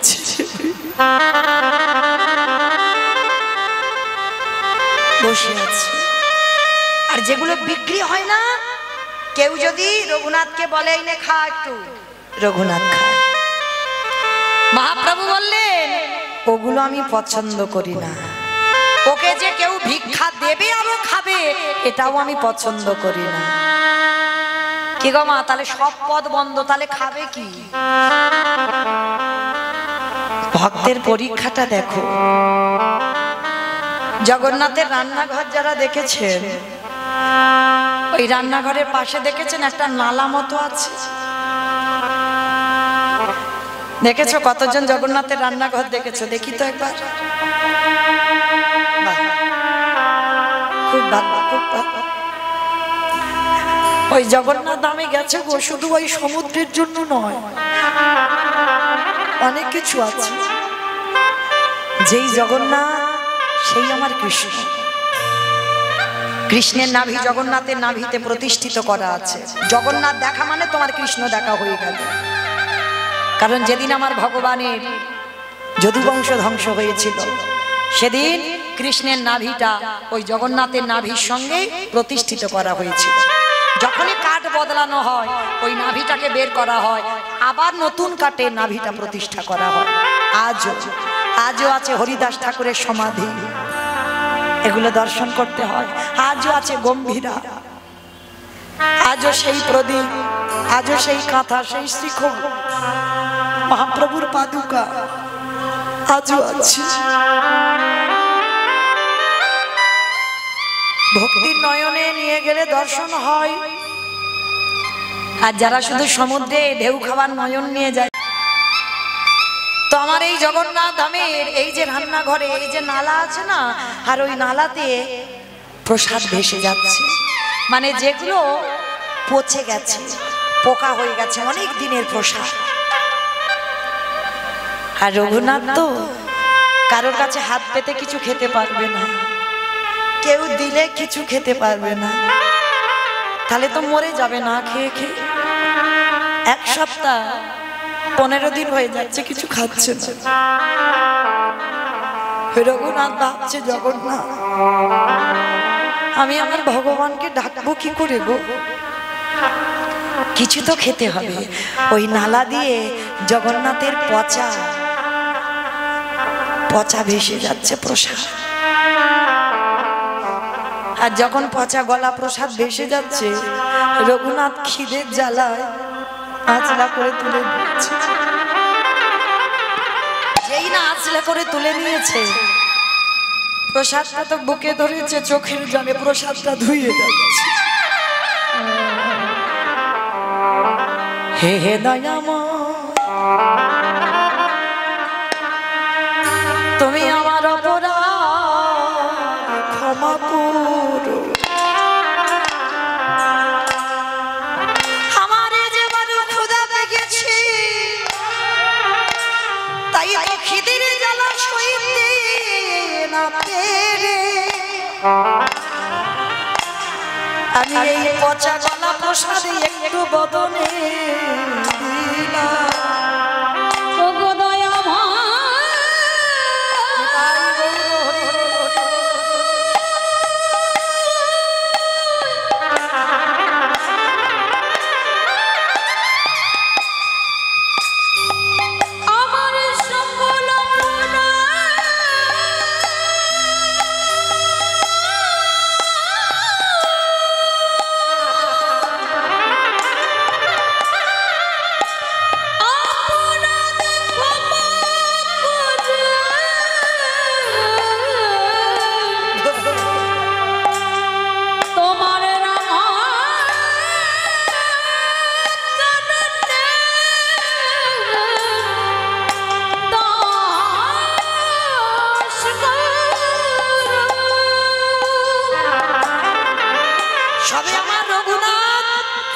ওই পচা গলা প্রসাদটা একটা গ্রাস দিতে যাবে, পিছন থেকে আমার মহাপ্রভু এসে রঘুনাথের হাতটা ধরে,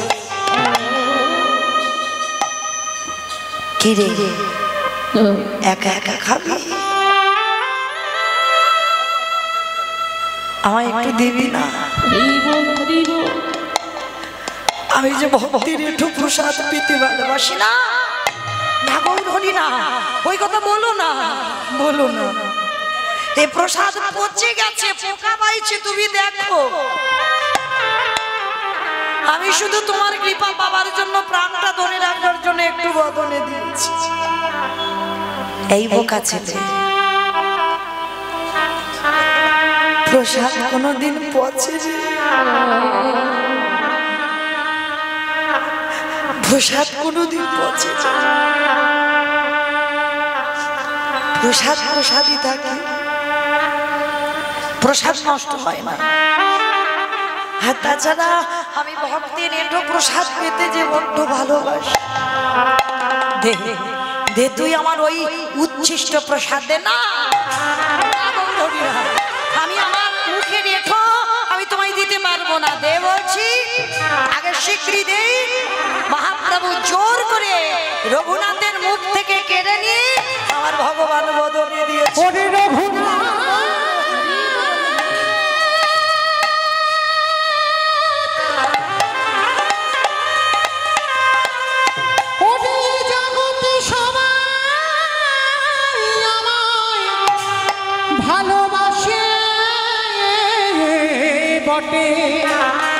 কিন্তু তোরে মতো করে নয়ন জলে কেউ না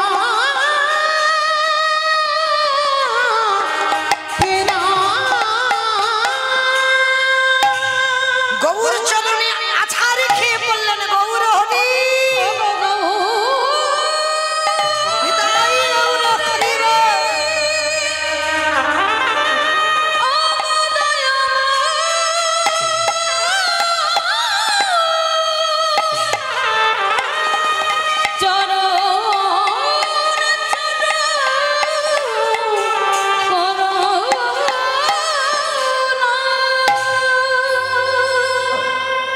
কৃপা হয়ে গেল,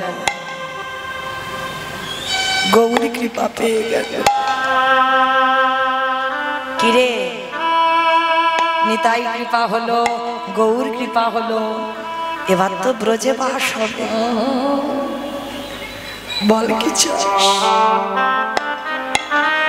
যা যেখান থেকে তোর উৎপত্তি, যেখান থেকে আসা, সেইখানে যা। চলে গেল রাধা কুণ্ডের তীর। আর এই রাধা কুণ্ডের তীরে যেখানে মানত করে পেয়েছিল রঘুনাথকে, এই দামোদর গত নিয়ম সেবার মাস সারাদিন গিরি গোবর্ধন পরিক্রমা করে আসে।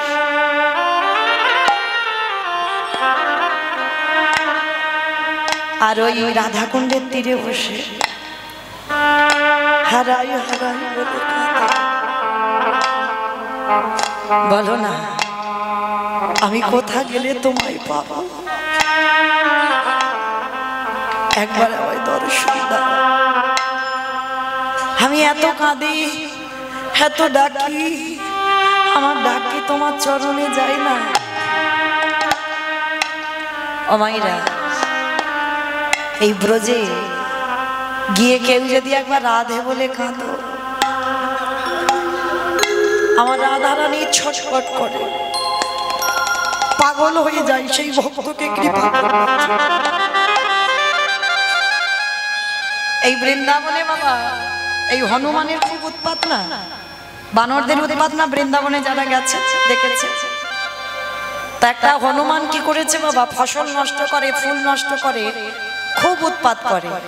তাই হনুমানটাকে সেই বড় লোকটা বেঁধে রেখেছে ঘরে, ছাড়ছে না, শিকল দিয়ে বেঁধে রেখেছে। তা বানরটা কি করেছে বাবা, ওই ঘরে বসে বসে শুধু রাধে রাধে বলে কাঁদছে। রাধারানী বর্ষানায় আছে, বৃন্দাবন থেকে অনেকটা দূর যেতে হবে। বর্ষানায় বসে ললিতাকে ডাকছে, ললিতা দেখ তো, দেখ না কে আমায় রাধে রাধে বলে কাঁদছে। বলে হয়তো কোনো ভক্ত টক্ত হবে, বলে একবার জানা দেখে আয় না বৃন্দাবনে গিয়ে। তা ললিতা সাধারণ নারী হয়ে এসেছে, খুঁজে দেখছে কোথা থেকে আওয়াজটা আসছে। সাধারণ নারী হয়ে ললিতা এসেছে, আর এসে দেখছে এক বড় লোকের বাড়িতে একটা বানরকে বেঁধে রেখেছে। আর সেই বাঁদরটা ছাড়া পাচ্ছে না, বসে বসে কাঁদছে রাধে রাধে বলে। ললিতা গেছে রাধা রানীর কাছে, রাধে, এই রাধে, আরে ওটা তোর কোনো ভক্ত নয়, ওটা কোনো ভক্ত নয়, একটা হনুমান, তাকে বন্দি করে রেখেছে, সেই কাঁদছে। ললিতা, হনুমান হোক, বানর হোক, যাই হোক না কেন, ও রাধে বলে কেঁদেছে। আর এই পৃথিবীতে যে একবার রাধে বলে কাঁদে, আমি তাকে কৃপা করি, যা তুই ওর খুলে দিয়া। ও রাধে বলে কেঁদেছে, ও সব অপরাধ আমি ক্ষমা করে দিচ্ছি, খুলে দিয়া। আর সেই রাধাকুণ্ডের তীরে রঘুনাথ দাস সবকিছু ত্যাগ করে, জমিদারি ত্যাগ করে, বাবা মা জ্যাঠা ঐশ্বর্য, যার বাবার প্রত্যেক দিনের আর 12 লক্ষ স্বর্ণ মুদ্রা আয়, নবাবকে কর দিত 8 লক্ষ স্বর্ণ মুদ্রা, তাহলে কত বড় জমিদার, ত্যাগ করে চলে গেল বৃন্দাবন। দেখেন বাবা, সেই যে লালা বাবু, যে লালা বাবুর অন্নপ্রাশনে নিমন্ত্রণ পত্র ছাপানো হলো সোনার পত্র, আর যারা প্রসাদ পেতে গিয়েছিল সোনার পত্রের উপর পত্র দিয়ে সেবা দিয়েছিল। দেখেন তারাই পেয়ে গেল গোবিন্দ চরণ, সবকিছু ত্যাগ করে দিয়ে বৃন্দাবনে ছুটে চলল। নরোত্তম জমিদারের ছেলে হয়ে সব ত্যাগ করে ভগবানের চলে। তাহলে এই জায়গাটাই একটু ভাবতে হবে মা, কৃষ্ণ ভক্ত যদি তুমি হয়েছ, তোমার শ্বেত পাথরের ঘর হবে না। কৃষ্ণ ভক্ত যদি হয়েছ, তোমার তালা তৈরি হবে না। কৃষ্ণ ভক্ত হলে ভগবান চাইবে কখন তোমার পথের ভিখারি করব, আর কোন দিক দিয়ে যে করবে সেটা তুমি জানবে না। যেটা হয়েছিল বাবা সুদামা, কৃষ্ণ যার বন্ধু, তার কত অভাব ছিল। মহাভারতে বিদুর পারত না, জমিদারি থাকতে থাকলো না, এসে পাতার কর্ণ কুঠির করেছিল। কারণ এরাই হলো কৃষ্ণ ভক্ত। আর কৃষ্ণ ভক্ত যদি তুমি হও, ভগবান চাইবে তোমার মাথার ছাদ কবে তোমার কাছ থেকে কেড়ে নেবে। ওই যে বললাম কোন দিক দিয়ে নেবে তুমি কল্পনা করতে পারবে না। আর কৃষ্ণ ভক্ত হয়েছে মানে যে করে আমার আশ তারে করি কি বলো? সর্বনাশ। সর্বনাশ, সর্বনাশ কেন হবে? ভগবান জীবনে ভক্তের সর্বনাশ করে, যে করে আমার আশ তারে করি সর্বনাশ। সর্বনাশ মানে প্রথমে তোমার আত্মীয় পরিজন বন্ধু বান্ধব সবাইকে কেড়ে নেবে। কৃষ্ণ ভক্ত হলে তোমার আপনজন সরে যাবে, আর সব থেকে যাকে বেশি ভালোবাসো ভগবান প্রথমেই তাকে কেড়ে নেবে। আর কেড়ে নেওয়ার পরে তবেই তো তুমি কৃষ্ণচরণ ধরবে। আর যখনই কৃষ্ণচরণ ধরবে ভগবান বললেন সারা জীবন তোকে আমি আমার করে রেখে দেব। নিতাই গৌর প্রেমানন্দ। আজকে রঘুনাথ রাধা কুণ্ডের তীরে হৃদয় হাত চাপড় দিয়ে হারাই হারাই বলে কাঁদছে। আর যখন রাধে বলে কেঁদে বেড়াচ্ছে, আর এই প্রখর রৌদ্র রাধে গো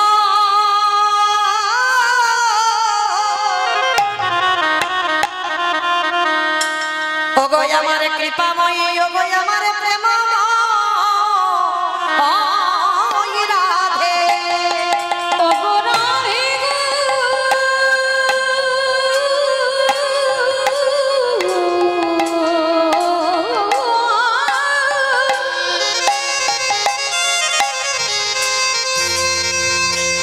একেবারে কৃপা করে করুণা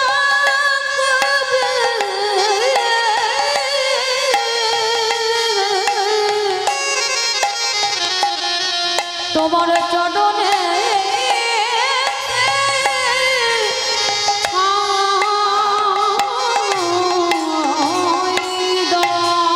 প্রখর রোদে মাটিতে শুয়ে আছে, আর রাধা রানী এসে নিজের উড়ানিটা নিয়ে রঘুনাথের ছায়া করে দাঁড়িয়েছে। রঘুনাথ পিছনে তাকিয়ে দেখছে এক সুন্দর রমণী। কে মা তুমি? সে কি রে, আমার এত ডাকিস আমায় চিনতে পারলি না? যেই না রাধা রানীকে সামনে দেখেছি, তুমি তুমি সেই আমার করুণাময়ী, সেই আমার কৃপাময়ী রাধে। কিন্তু আমি তোমায় একাকে দেখতে চাই না, আমি তো সর্বদা যুগল ভজন করেছি। তাহলে যুগল কই? হরি বল। আর আমার রাধা রানী যেখানে যাবে আমার গোবিন্দ থাকতে পারে কি গো? ও বেটার প্রেম ভালোবাসা তো আজকে থেকে নয়, ও ভালোবাসা সেই সুতিকা মন্দির থেকে। আমার সুতিকা মন্দির মানে বোঝো? গোয়ালঘর, গোয়ালঘর। সুতিকা মন্দির মানে গোয়ালঘর, আতুর ঘর। আতুর ঘর থেকে ভালোবাসা। সেই যে বাবা এর একটা বড় কাহিনী আছে। যেমন রাধা রানী গোবিন্দের আহ্লাদিনী শক্তি, কিন্তু ধরার মাটিতে এসেছিল বিশ্বভানু রাজার কন্যা হয়ে। পদ্মফুল এই পূজাইতে অবশ্যই করে আমার রাধা রানীকে পদ্মফুল নিবেদন করতে হয়। কেন না পদ্মপুরাণ বলছে রাধা রানী আবির্ভূত হয়েছিল পদ্মফুল থেকে। পূজাতে পদ্মফুল অবশ্যই লাগে। তো যখনই এই জন্ম নিয়েছিল বাবা, তখন আমার রাধা অন্ধ হয়ে জন্মেছিল। কেন জন্মেছিল অন্ধ হয়ে? এর একটা কাহিনী আছে। সেই যে অভিমন্যু ঋষি তপস্যা করেছিল ভগবানের বউকে আমার বউ করে পেতে চায়। তা ভগবান বলেছিল আসতে, তুমি মুনি মানুষ, তোমার কি মাথার গন্ডগোল হয়েছে? হ্যাঁ, তুমি আমার বউকে তোমার বউ করে পেতে চাও? বলে হ্যাঁ, আমি ওটাই চাই। বলে অসম্ভব, আমার বউ তোমার বউকে দিতে পারি না, আর কোনোদিন আমার বউ তোমার বউ হবে না। বলে ঠিক আছে, দিতে হবে না, তাহলে তুমি চলে যাও। কিন্তু এমন কঠিন তপস্যা করেছিল অভিমন্যু, তখন বাবা স্বর্গমর্ত পাতাল থরথর করে কাঁপছে। ভগবান গিয়ে বাধ্য হয়েছিল, অভিমন্যু আমার স্ত্রীকে তোমার স্ত্রী হবে, তবে তুমি নপুংসক হয়ে জন্মাবে। সেই অভিমন্যু হলো আয়ান ঘোষ। আয়ান ঘোষ হলো নপুংসক। রাধা জন্ম নিল, কিন্তু মা বলেছিল আমি জন্ম নিয়ে অন্ধ হয়ে জন্মাবো। আমি যতক্ষণ না বধূ তোমার দর্শন পাচ্ছি, আমি ততক্ষণ চোখ মেলে দেখব না। অন্ধ হলো, যখন বিষভানুর ঘরে জন্ম নিল চোখে দেখতে পায় না। আর কীর্তিদা মানে রাধার মা হচ্ছে কীর্তিদা, কীর্তিদা আর গোপালের মা যশোদা এরা হচ্ছে বান্ধবী, মানে সই। কমাইরা দেখবেন মেয়েদের পেটে একতলা ভাত হজম হয়, একটা কথা হজম হবে না। ও 20 বছর পর হলে ও পেটের ভিতরে ফুটফাট করে ফুটবে, কখন বেরোবে। আর যদি কোনোদিন সেই স্কুল বা কলেজ লাইফের বান্ধবীর সঙ্গে দেখা হয় ও সব বলে ফেলবে গড় গড় করে। ওই জন্য প্রত্যেক দাদা ভাইদের বলে রাখি, সবকিছু বলো, নিজের গোপনের খবর যেন নিজের বউকে বলো না। ওই একদিন না একদিন বাবা ও বলবেই বলবে, কারণ এটা অভিশাপ। যুধিষ্ঠির মহারাজ আমার মা কইছে কর্ণের কথা বলে দিয়েছিল না, বাবা বলতে বলতে ফুরাবে না। যাই হোক, কুন্তিকে অভিশাপ দেওয়া। এইবার সেই যে আমার যখন যশোদা কীর্তিদার মেয়েকে দেখতে এলো, গোপাল এসেছিল। আর গোপাল যখন কোলে আছে যশোদা ছাড়ে। এইবার গোপাল বলছে, মা তুমি ছাড়বে না তো? এমন কায়দা করব তুমি নিজেই ছেড়ে দেবে। এইবার গোপাল দুষ্টু ছোট ছোট হাতে ওই গজমতির মালাটা ধরেছে। আর মতির মালাটা ধরে যশোদা তো শোয়ের সঙ্গে গল্প করে যাচ্ছে কীর্তিদার সঙ্গে। আর গোপাল কি করেছে, একবার করে নামছে, যশোদা আবার তুলে নেয়। এইবার বলে, মা নামাবে না তো? এবার এমন কাজ করব তুমি নিজেই নামাবে। মতির মালাটা ধরে এমন ছিঁড়ে দিল, ঝরঝর করে মতি পড়ে গেল। মা যশোদা রেগে গিয়ে গোপালকে বলছে,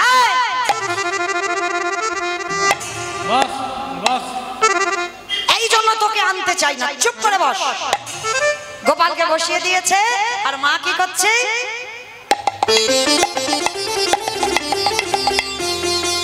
মতি ঘুরাচ্ছে। ছোট্ট গোপাল কেঁদে কেঁদে বলি, মা গো তুমি আসল মতি ছেড়ে দিয়ে নকল মতি ঘোরাচ্ছ। এইবার দেখো আমি কি করি। এবার মা তো মতি ঘোরাচ্ছে আর হামাগুড়ি দিতে দিতে সেই হাতুর ঘরে গেছে, যেখানে রাধা অন্ধ হয়ে ঘুমিয়ে আছে। পালঙ্ক বেয়ে বেয়ে উঠেছে বেটা। হ্যাঁ, উঠে কি করেছে জানো? বুঝতে পারছে না, কানের কাছে গিয়ে ডাকছে, রাধে গো রাধে গো, উলু কই একবার সারা দাও রাধে, একবার সারা দাও। ও রাধে গো,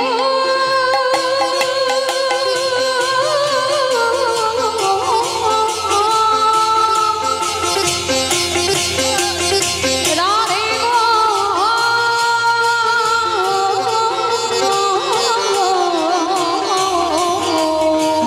রাধে একবারে সাজা দাও।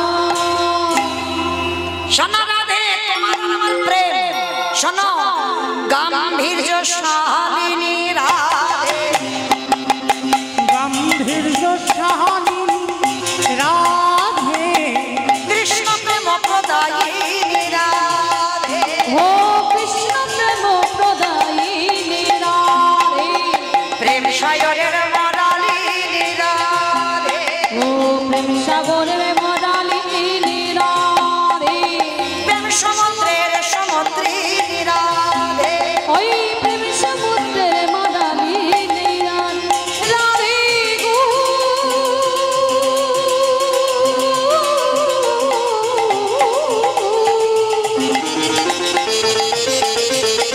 রাধে গো,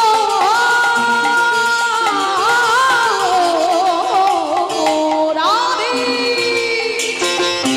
একেবারে সাজা দাও রাধে, একেবারে সাজা দাও রাধে। উড়িয়া। বেশ, এখন বাবা জগন্নাথ ধামে বহু ভক্তরা আমার প্রভুজি বললেন একটু উড়িয়া ভাজন শুনবে, কেমন? চলো আজকে আমরা একটা উড়িয়া ভাজন হোক, কেমন? যেহেতু জগন্নাথ ধামে এখন অনেক ভক্তরা আছে আর এই সময় একটু ভিড় হয়। চলো কৃষ্ণ কাঁধাইয়া রাম রামাইয়া বলমালিয়া অহলিলা চালিয়া, ও কৃষ্ণ কানাইয়া রাম রামাইয়া বনমালিয়া ও লীলা চালিয়া, কৃষ্ণ কানাইয়া রাম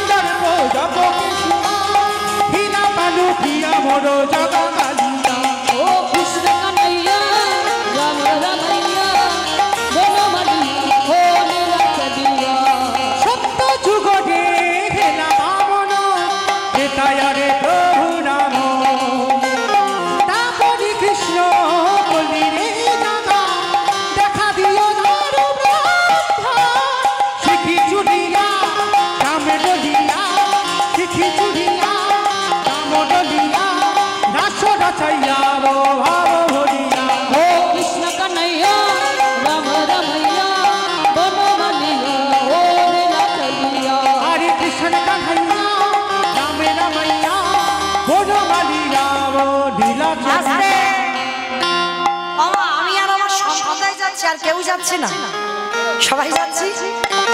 একবার দেখি কান মুলে বলছি, মাতালি দিবি বলবো, সবাই হাত দুটো তোলে একবার।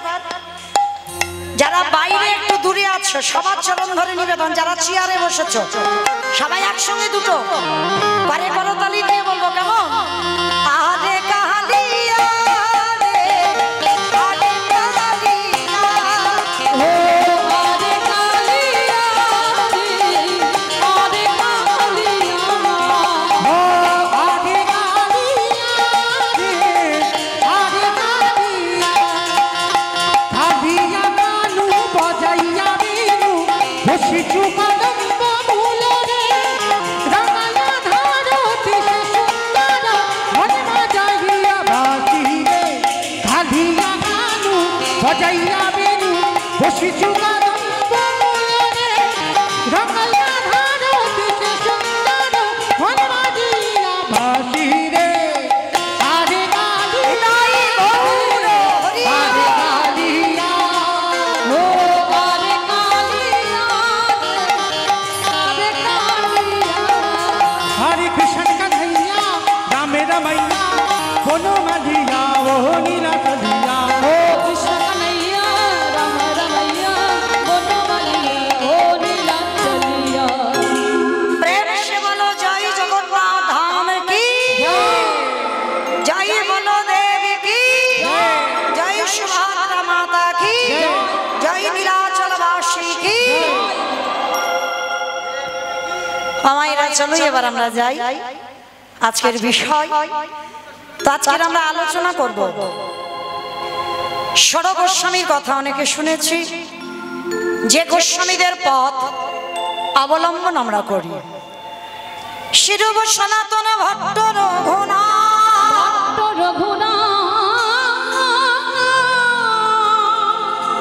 শ্রীজীব গোপাল ভট্ট দাস রঘুনাথ, দাস রঘুনাথ এই ছয় গোসাইয়ের করি চরণ বন্দন। চরণ বন্দ যাহা হইতে বিঘ্ন নাশ অভীষ্ট পুরা, যাহা হইতে বিঘ্ন নাশ অবিশ্ব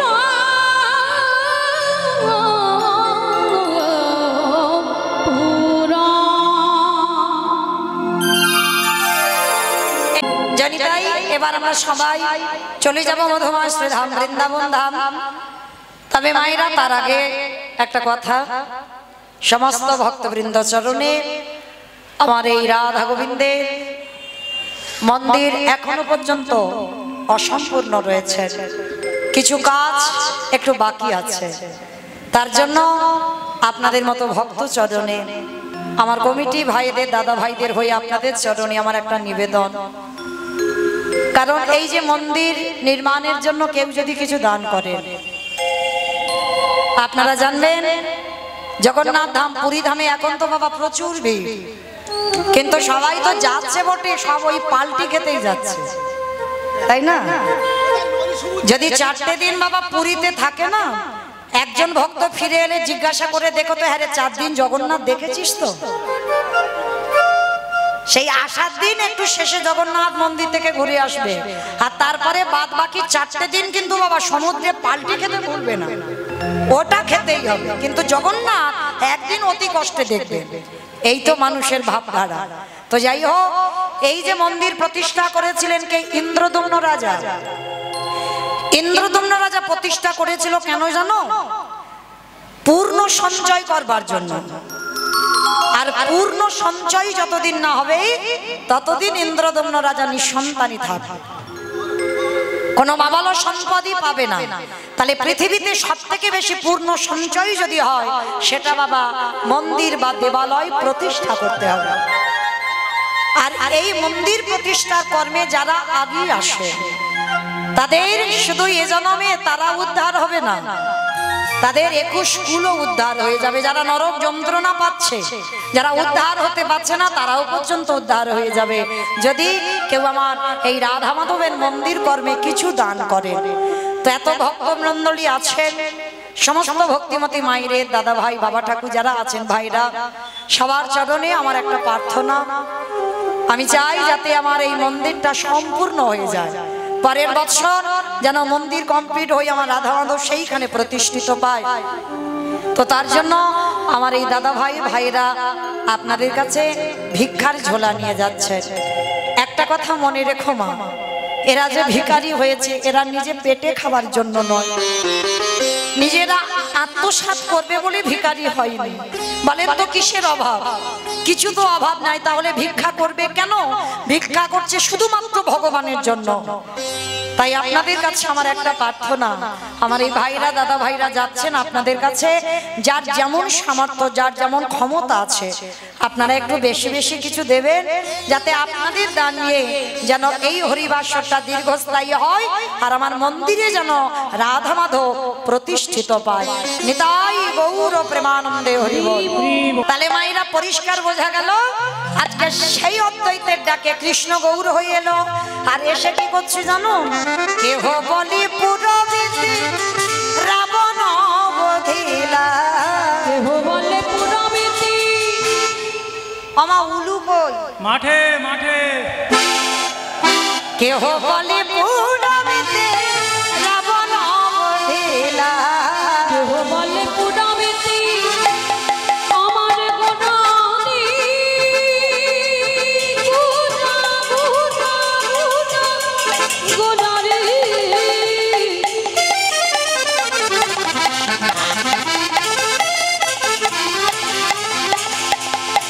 গোনা গোনা গোনা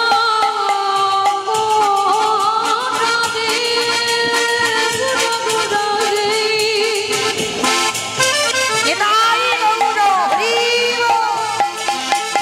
ওই নদিয়া চাঁদ গড়া আমার প্রাণের গোনা কেহ বাটে পুনাবেতে রাবণ বধিলা, ওই না গোলকের বৈভব লীলা প্রকাশ করি, ওই গোলকের বৈভব লীলা প্রকাশ করিল, ওই গোলকের বৈভব লীলা প্রকাশ করিলা, সেই রাধারে ভাবে গোড়ায় অবতারা, রাধারে ভাবে গোড়া অবতা সেই রাধারে ভাবিয়ে মে গোটায় অবতার, রাধারে ভাবে গোড়া অবতা হরে কৃষ্ণ নামে গৌর করিলা প্রচার, ওই হরে কৃষ্ণ নাম গৌর করিলা ওই হরে কৃষ্ণ নামে গৌরে করিলা প্রচার, আজ এইবার লীলা প্রকাশ হলো, এইবার লীলা প্রকাশ হলো, এইবার লীলা প্রকাশ হলো, এইবার লীলা প্রকাশ হলো, গোলকের বৈভব লীলা প্রকাশ হলো। ওই গোলকের বৈভব লীলা প্রকাশ করিলা, গোলকের বৈভব লীলা প্রকাশ করিলা, বাসুদেব ঘোষে কহে করি জোড়ো হাত, করি জোড়হা ওগোছে এই গৌর সেই কৃষ্ণ সেই তো জগন্নাথ। বসে তো জগন্নাথ যে রাধে। তবে আমার দাদা ভাইয়ের একটা উড়িয়া ভজনের আবার ইচ্ছা, আবার শুনবে। যাই হোক, সে গানটা শোনাতে হবে। মাধব হে মাধব মাধব মাধব হে মাধব